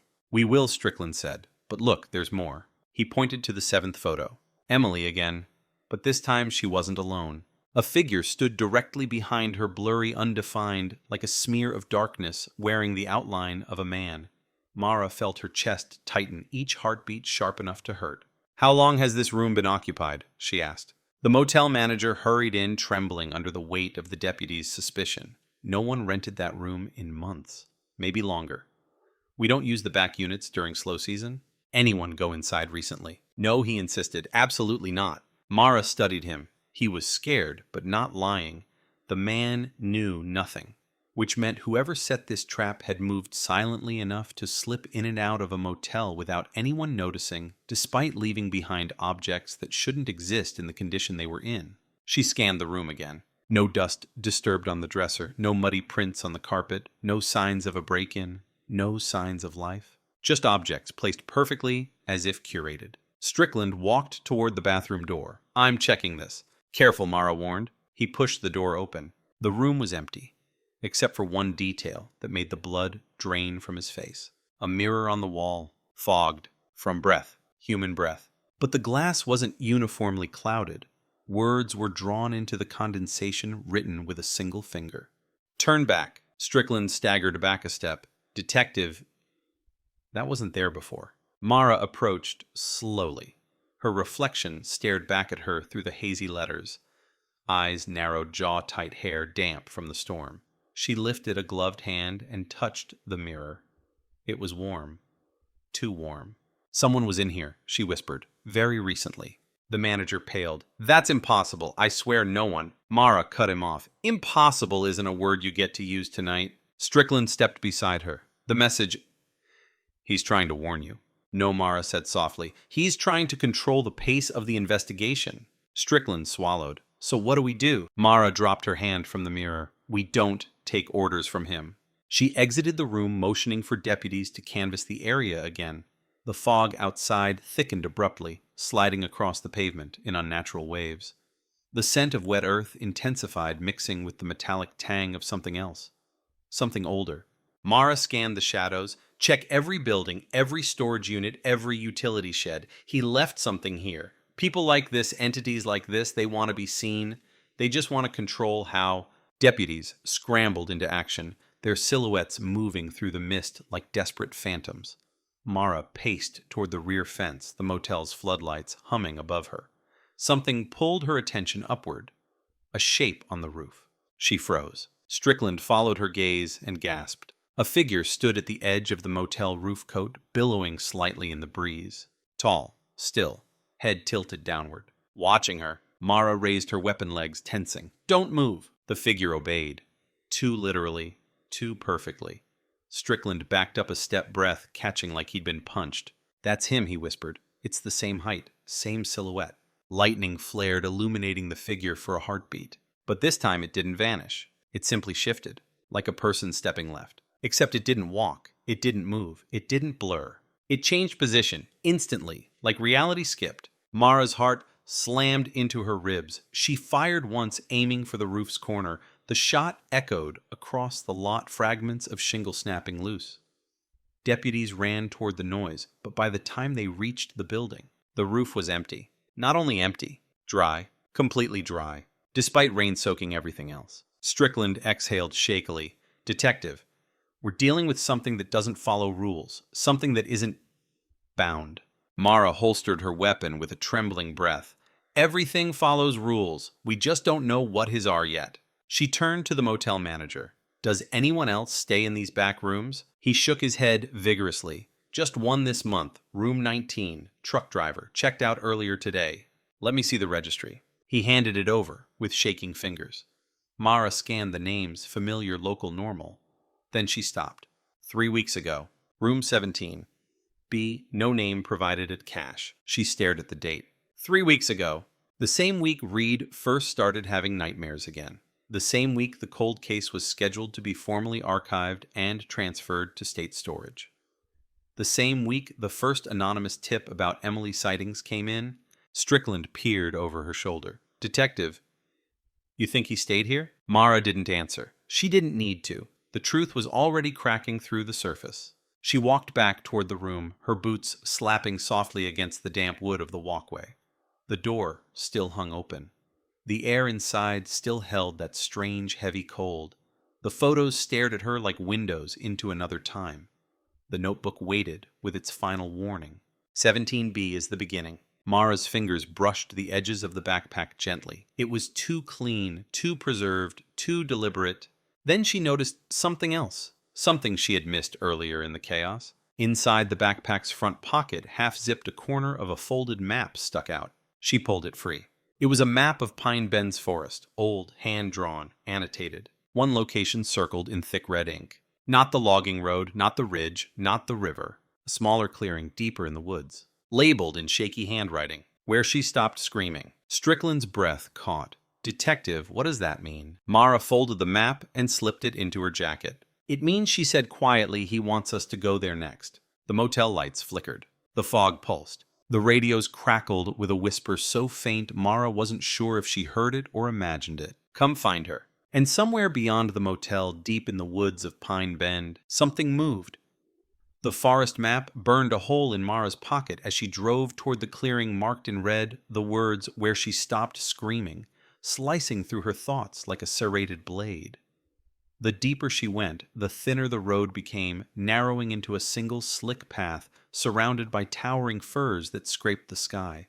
The headlights stretched only a few feet ahead before the darkness swallowed everything, thick as tar.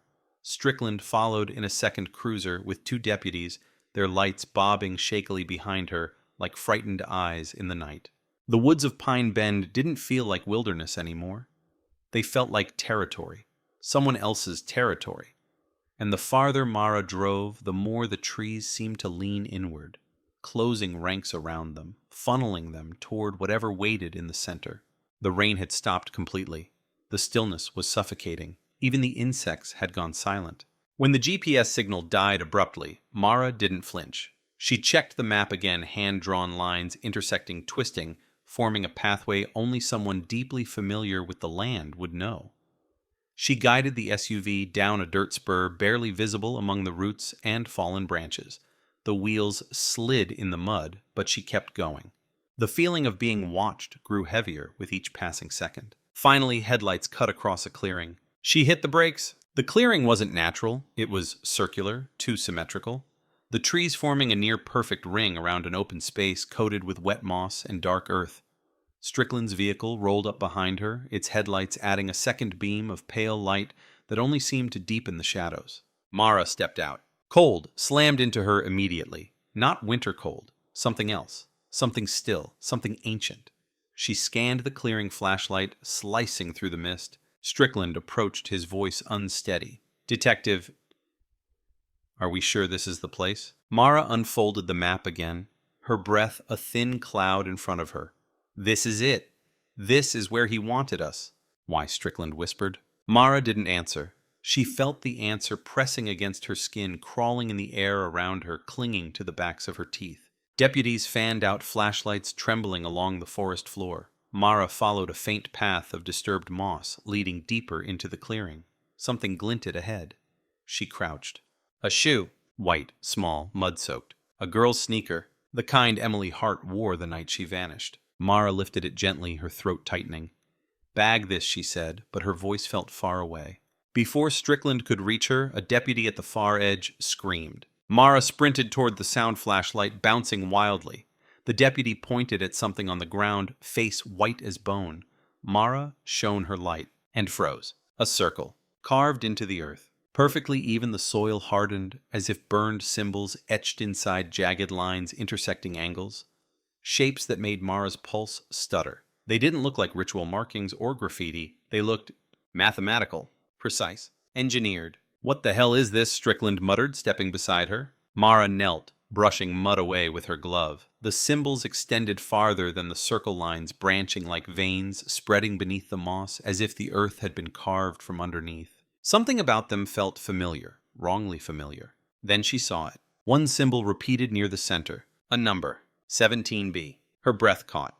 Before she could speak, her radio crackled violently. Static. Sharp. Jagged. Then a voice bled through, too close, too distorted to be coming from any deputy.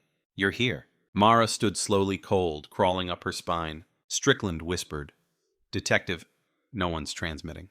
The radio hissed again. "You shouldn't have come alone." Mara's hand tightened around the radio. "Who is this? Identify yourself." Laughter crackled across the channel. Not human laughter. A thin, broken sound like metal grinding against itself. "You want her," the voice breathed, "don't you?" Mara swallowed. "Where is Emily?" Silence. Then, she walks between the moments. The radio went dead. Strickland stared at her in horror. Between the moments, what does that even mean? Mara's gaze drifted to the circle carved in the earth, the symbols, the impossible precision. Her mind churned, trying to connect dots that refused to fit within the boundaries of logic. Deputies shouted again, this time from the tree line. "Contact movement, 8 o'clock. Mara pivoted, weapon raised. A figure stood partially behind a tree trunk. Tall, still, barely visible. Mara stepped forward. "Don't move." The figure didn't obey. It simply leaned. Not sideways, not naturally. Leaning in a slow, unnatural angle as if its spine bent at a hinge. Then it straightened again. Strickland whispered, "Oh my God." Mara fired a warning shot. Hands where we can see them. The figure stepped back into the trees, not walking, not turning. Just slipping. Like water pouring into a crack. Mara ran after it, deputies close behind. Flashlights cut between the trunks, slicing the forest into flickering fragments. The figure moved ahead, always just out of reach, always gliding instead of stepping. Mara pushed harder branches, whipping her face mud, splashing her legs. Then the trees broke. Another clearing. Smaller. Darker. At its center, a single wooden post, rotting, leaning slightly, with rope still tied around it. Rope. Age-worn, frayed, weathered. But not from the 80s? A few years old, maybe less? Strickland stumbled beside her. Detective, what the hell was this used for? Before she could answer, she heard something. A faint breath. Not hers. Not any deputies. Soft, fragile, like someone trying not to cry. She raised her light, slowly, carefully. Behind the post stood a girl. Mara's heart lurched. Pale skin, wet hair matted against her cheeks. Diner uniform, bare feet sunk into the mud. Eyes wide, staring straight ahead as if locked in place. Emily Hart. Not older, not changed, not aged a single day. Strickland gasped. No, that's not. She can't. Mara stepped forward, breath shaking. Emily. The girl didn't blink, didn't breathe, didn't move. Mara lowered her voice. Emily, can you hear me? A twitch, barely visible. Her lips parted. Mara leaned forward. Emily whispered, "He's behind you." Mara spun, weapon raised. The figure stood inches away. The tall one. The faceless one. The impossible one. The one who had stalked the woods, the motel, the edges of every shadow. Now so close, Mara could feel the cold radiating off him. Strickland shouted, firing twice. The bullets tore through empty air. The figure didn't move. Didn't flinch. Didn't react. Mara stumbled back, breath, shallow gun trembling in her hand. The figure tilted its head slowly, curiously, as if studying her panic with interest. The shadows clung to him like a second skin, refusing to reveal a single detail of what lay beneath. Then his voice, her voice, the radio's voice, the phone's voice, all merged into one impossibly layered whisper. "She is not yours to take." Emily screamed. The world exploded into motion. Deputies lunged. Flashlights fell. The clearing convulsed. The figure blurred, splitting into fragments of darkness and reforming behind the post too fast, too fluid, too unreal. Mara grabbed Emily's arm. Cold shot through her body like ice water. Emily's skin was freezing, rigid, but alive. "Run," Mara yelled. "Strickland, move!" The figure stepped forward once, just once, and the ground shook. Not metaphorically. Literally. The earth shuddered beneath their feet moss, rippling outward in a widening ring. Deputies lost balance. Trees groaned. Air collapsed into soundless pressure. Mara dragged Emily toward the tree line. Strickland covered them, shouting into his radio for backup. That wouldn't come. The forest seemed to bend around them, the trees blurring, twisting not visually, but spatially. Like the space they occupied was being folded. Behind them, the figure whispered, "You don't belong here." Emily gasped her first full breath. Then, with sudden strength, she grabbed Mara's hand and pointed desperately toward the path. Her voice dry cracking, terrified, escaped in a single word. "Run." Mara didn't hesitate. She ran. Emily stumbled beside her, half-dragged, half-running barefoot, cutting through branches and mud. Strickland fired blindly behind them, the shots swallowed by the clearing as if the air itself devoured the sound. They reached the tree line. The forest closed behind them like a slamming door, and something followed. Branches whipped against Mara's face as she tore through the forest, Emily's icy hand clamped in her grip. Strickland panting behind them, with the deputies scattering in panic. The woods blurred into streaks of dark green and black shapes twisting past her peripheral vision, the ground sloping unpredictably beneath her boots. Something enormous seemed to pulse behind them. No footsteps, no breath, just a pressure. A presence, a cold that pressed against her spine like the flat edge of a blade. "Keep moving," Mara shouted, her voice cracking as she yanked Emily over a fallen trunk. The girl stumbled knees, scraping mud, but she never cried out.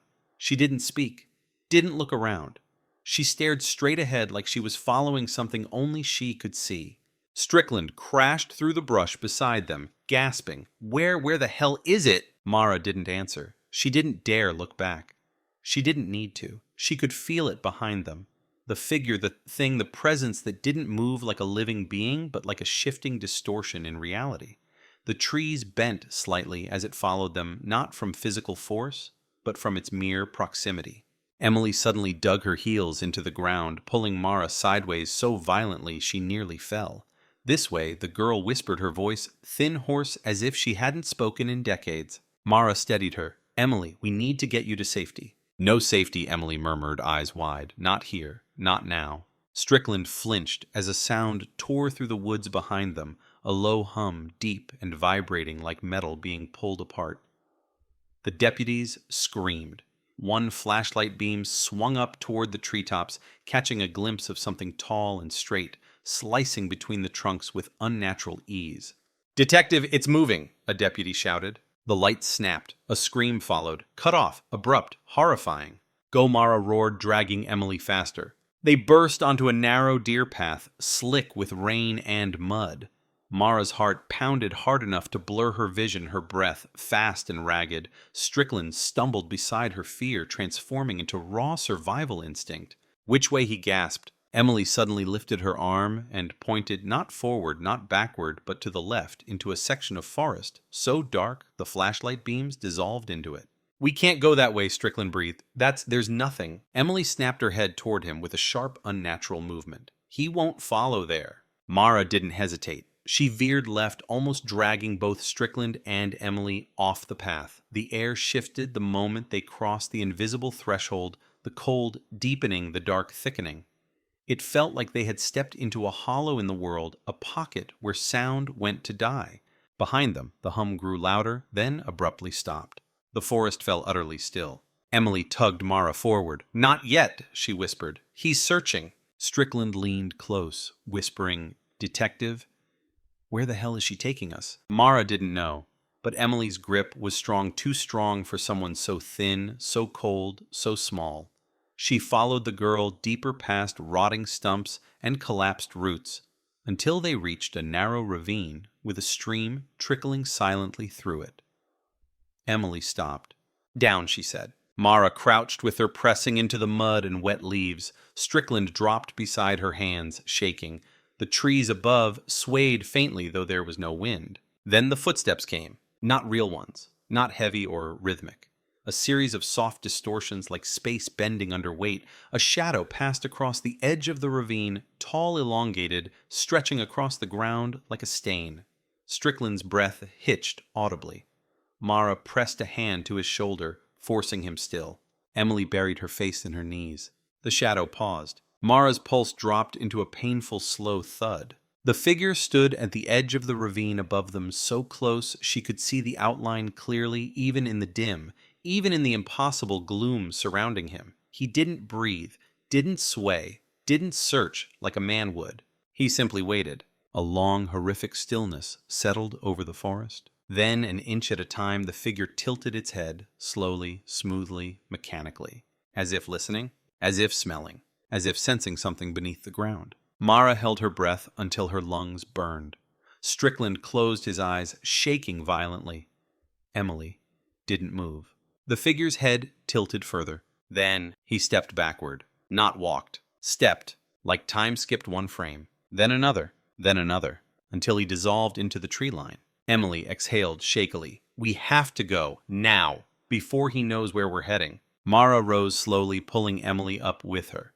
"You're going to tell us what he wants, what he is, and how you're still alive." Emily shook her head fiercely. "No time. It's not the woods he protects." "Then what?" Strickland asked, voice cracking.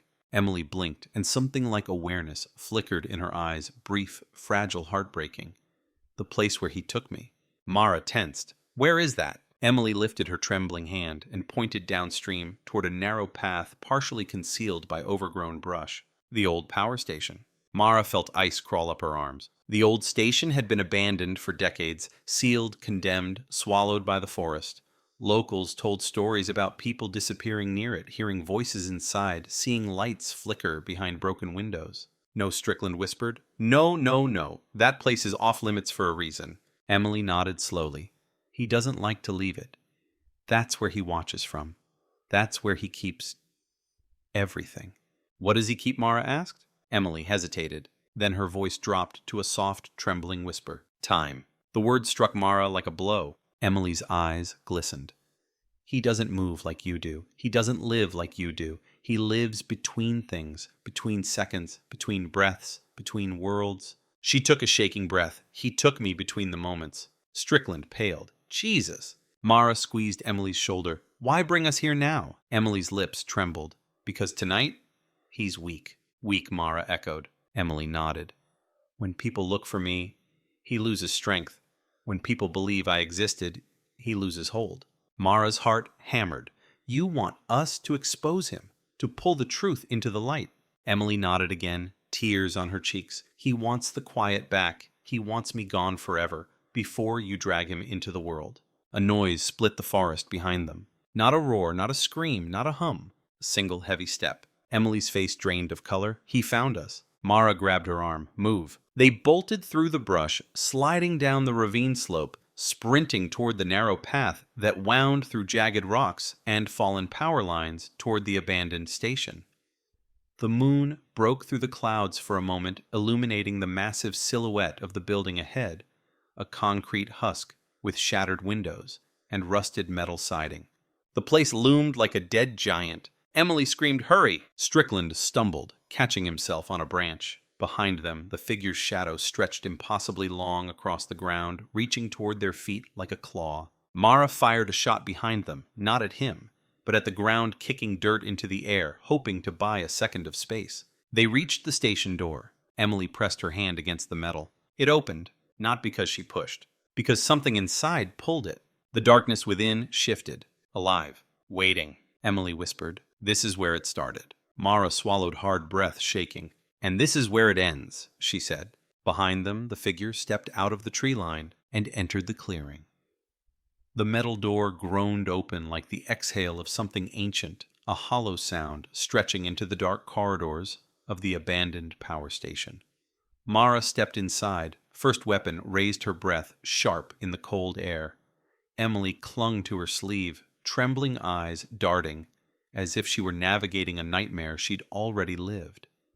Strickland entered last, shutting the door behind them with a metallic slam that echoed through the cavernous facility like a warning shot. The darkness swallowed the sound immediately. It wasn't ordinary darkness. It was thick, heavy, the kind that muffled even thought. Mara's flashlight beam sliced a narrow path ahead, revealing rusted pipes that snaked along the walls, peeling paint, and old warning signs half-eaten by mold.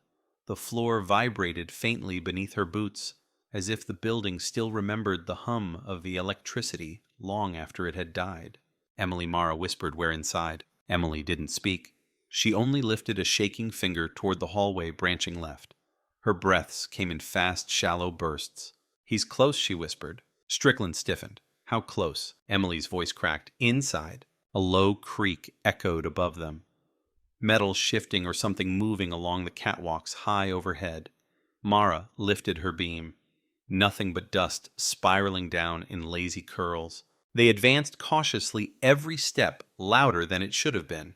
The walls tightened around them, turning the hallway into a narrowing throat.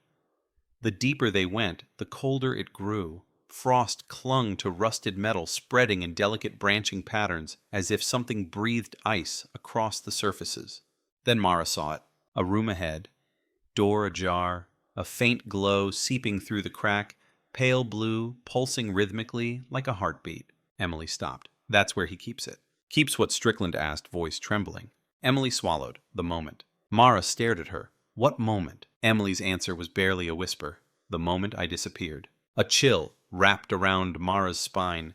She pushed forward, heart-hammering as she reached the glowing doorway. The light flickered strangely, not like electricity, more like distortion, a shimmering break in the air itself. She pushed the door open and froze. Time broke in front of her. The room wasn't large, an old generator chamber with exposed flooring and dangling wires, but the center was dominated by something impossible. A vertical fissure hanging in the air, a tear of pale blue light. It pulsed with a deep, resonant hum. The air around it warped like heat rising off asphalt, bending the light, stretching the shadows. And inside the fissure, a figure, a girl, Emily, frozen mid-scream. Her mouth open, her eyes wide, her hands reaching outward, caught in a moment that never completed. A moment suspended. preserved. A fragment of the night she vanished, still alive in a pocket of reality that didn't move forward. Strickland gasped, "My God!" Emily the Emily, standing beside Mara, staggered backward, her face contorting with horror. "I never left," she whispered. "He kept me here, inside this, trapped." Mara's breath shook. "Then how are you here now?" Emily wrapped her arms around herself. "I slipped out, just for tonight." His grip weakens when people look for me. When the case breathes again, he thought I'd escaped by accident, but... Her voice faltered. "He let me go, to bring you here." A sound tore through the chamber, metal bending, twisting, warping. Mara spun. The tall figure stepped into the doorway. Not walking, not gliding, just appearing. The flickering blue light revealed more of him than before, details cutting through the shadows like razors. His coat hung wrong, the folds too stiff, too rigid, like they remembered shapes that didn't belong to a human body. His limbs were long, the proportions slightly off fingers, two slender joints bending a fraction too far. His face, what looked like a face, shifted subtly, refusing to stay in focus, as if every second revealed a slightly different version of the same mask. Mara raised her weapon. "Don't move." The figure didn't obey. He lifted his head slowly, the motion impossibly smooth. Emily whimpered, "Don't look at him too long." Strickland backed away, gun shaking violently. "Detective, That's not. The figure spoke, not with a voice, with several voices, layered, broken, familiar. "You shouldn't have come." Mara steadied her aim, though her hands were trembling. "Let her go." The figure tilted its head. She never left. "Release her." A low rumble filled the room. The fissure pulsed violently. The frozen Emily inside shuddering as if tugged by invisible strings. Mara stepped in front of the girl beside her. "She's not yours." The figure took a step forward. The ground shook. Strickland stumbled. Emily screamed. The figure lifted an arm, and the fissure flared, stretching vertically, revealing more of the frozen moment, Emily being pulled backward by hands that weren't visible, her body twisting, her scream captured in fractured light. Mara felt the truth like a punch to the chest. He hadn't kidnapped Emily. He had taken the moment she vanished. He had taken time. "Stop!" Mara yelled. "You don't control this anymore." The figure paused. Then, for the first time, it tilted its head in confusion. "You see me," it whispered in a single voice. Mara took a step toward him, pulse thudding painfully. "I see you, and I'm ending this." She raised her gun. He raised his hand. The blue fissure split open with a deafening crack. A blast of cold erupted, knocking Strickland against the wall, rattling old metal beams. Emily collapsed to her knees, clutching her head as if the sound tore through her skull. The figure stepped into the fissure, placing one hand against the frozen Emily inside. His fingers dissolved at the edges, shimmering like a glitch, melding with the captured moment. Emily, the living one, screamed, her voice ripping through the chamber. "He's pulling me back." Mara grabbed her shoulders. "Stay with me. I can't. He's in my head." The figure's voice multiplied again, deep, low, splitting into a dozen echoes. "She belongs where she was." Mara lunged forward, slamming her shoulder into the figure. Her body screamed in pain, but she pushed through the distortion. The air around him felt like jelly, thick, resistant, warping. Her hand passed through his coat as if through freezing liquid. But it worked. He staggered. Just a fraction, but enough. The fissure flickered. The frozen Emily inside twitched a movement that hadn't existed for 40 years. Emily screamed louder. "He's losing it, Mara, keep going." Strickland crawled to his knees, aiming his weapon with shaking hands. "Detective." "Don't shoot," Mara roared. "You'll hit the moment." The fissure pulsed violently. Cracks of light tore across the room. The figure steadied itself, regaining form, turning its shifting face toward her with a slow, sickening glide. Mara stepped closer, ignoring the burning cold radiating from him. "You can't keep her," she growled. She reached for the fissure. The figure struck. A single blow. Not physical. Time ripped. Images exploded Emily's last moments. The diner, the logging road, Jonas Reed screaming the swing in the woods, the motel room, the rooftop, the dark shape behind the vending machine, each flashing through Mara's mind in a dizzying kaleidoscope. Her knees buckled. Emily grabbed her arm. "Fight it." "I can't." "Yes, you can." The fissure spasmed, light spiraling outward in violent waves. The frozen Emily's eyes moved. Just a fraction. Mara gasped for air, forcing her body upright. She shoved her hand into the fissure, into raw time, feeling cold burn through her bones. The figure screamed. a sound like twisting metal and breaking glass. Emily clutched Mara, sobbing, "You're pulling me out, keep going." Mara reached deeper. The fissure fractured. The frozen Emily fell forward alive, gasping, collapsing onto Mara's chest. The fissure imploded. Light detonated through the chamber. The figure reeled backward, flickering violently, its form splitting into silhouettes of itself, multiple versions phasing in and out, screaming through shattered layers of time. Then, darkness slammed down. Silence. Mara lay on the floor, Emily in her arms, Strickland coughing against the wall. The fissure was gone. The moment was gone. The figure, gone. For now. Emily sobbed into Mara's coat. "You saved me." Mara held her tighter heart pounding. But something in the darkness shifted. A faint, familiar whisper. Not defeated. Not gone. Just waiting. You cannot stop what you cannot understand. Mara's blood ran cold. Because the whisper didn't come from the chamber. It came from inside her radio. The radio in Mara's hand hissed like a living thing, a thin coil of static winding around her fingers as the whisper faded into silence. The chamber felt heavier now, as if the collapse of the fissure had awakened something in the building's bones rather than ending it. Dust drifted from the rafters in slow spirals, disturbed by an unseen motion settling on the cracked concrete floor like ash after a fire. Emily clung to Mara's sleeve with trembling fingers, her breath rapid, shallow, desperate. Strickland stumbled to his feet, pain twisting his face, adrenaline forcing his body upright because terror demanded it. Mara tightened her grip on the radio. "He's not gone."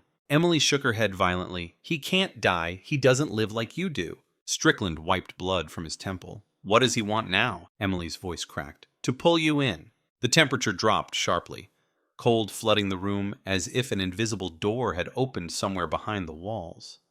Mara could see her breath again rising in white clouds. Her flashlight flickered, struggling to stay alive.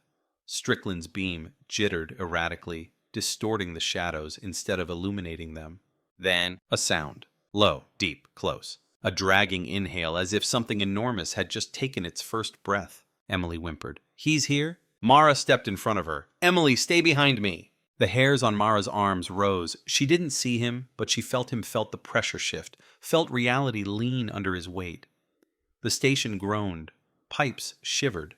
A long, slow creak echoed from above as if the catwalk were bending beneath something heavy. Strickland pointed upward voice, shaking. "Detective look." Mara raised her beam. The figure stood on the catwalk, motionless, facing her. His coat hung like wet shadow dripping darkness between the metal grates. His head tilted slowly that unnatural angle that made Mara's stomach twist.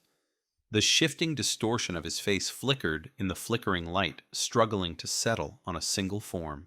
Mara steadied her weapon. "Don't move." Emily grabbed her arm. "Don't talk to him." But it was too late. The figure stepped forward, not walking, but shifting closer the space he crossed, collapsing between one blink and the next. The catwalk groaned beneath him, metal straining. The flashlight beams wavered.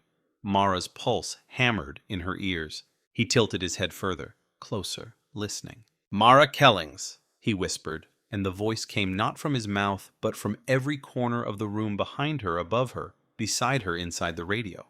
"You see what they could not. You touched the moment. You reached between seconds. You belong with me." Emily screamed, "No!" The figure shifted. The lights exploded, bursting in showers of glass, plunging the chamber into near blackness. Only the faint, sickly blue glow from the remains of the fissure lit the room, pulsing softly, like the dying heartbeat of something unnatural. Strickland fired blindly. The gunshots vanished into the dark as if the building swallowed the sound whole. "Mara," he shouted, "where is he?" Mara scanned the darkness, frantic heart clawing at her ribs. "Emily, stay with me, do not run." A whisper brushed Mara's ear. "You pulled her out, but you tore something open." She spun. Nothing. But she felt it, breathing, close. Emily's fingers dug into her coat. "Detective, he's choosing. He's deciding which one of us to take." Mara's jaw clenched. "He's not taking anyone." The figure appeared to her left, closer than before, just a blur of height and wrongness in the thin, bluish glow. Mara fired twice. The bullets didn't pierce anything physical. They passed through him like through cold smoke, embedding uselessly in the wall. The figure straightened. "You think you saved her?" he said. voice layered and breaking. But Emily Hart died in 1984. Emily gasped sharply as if the words struck her like a blow. No, she whispered. No. He stepped closer, the darkness bending around him like fabric. You are a copy of a moment, he hissed. A reflection. A fragment carried forward. You do not belong here. Emily staggered back, hands shaking violently. Mara, help me! Mara fired again, shouting, Stay away from her! The figure ignored the bullets. His head tilted slowly toward Emily. For 40 years you have been mine, Emily screamed. Something in Mara snapped. She lunged forward, tackling Emily to the ground, just as a wave of paralyzing cold swept across the chamber. The ground beneath her vibrated. Strickland yelled something unintelligible, but the roar rising from the Fisher remnants drowned it out. The figure raised one hand. Reality bent. The walls stretched.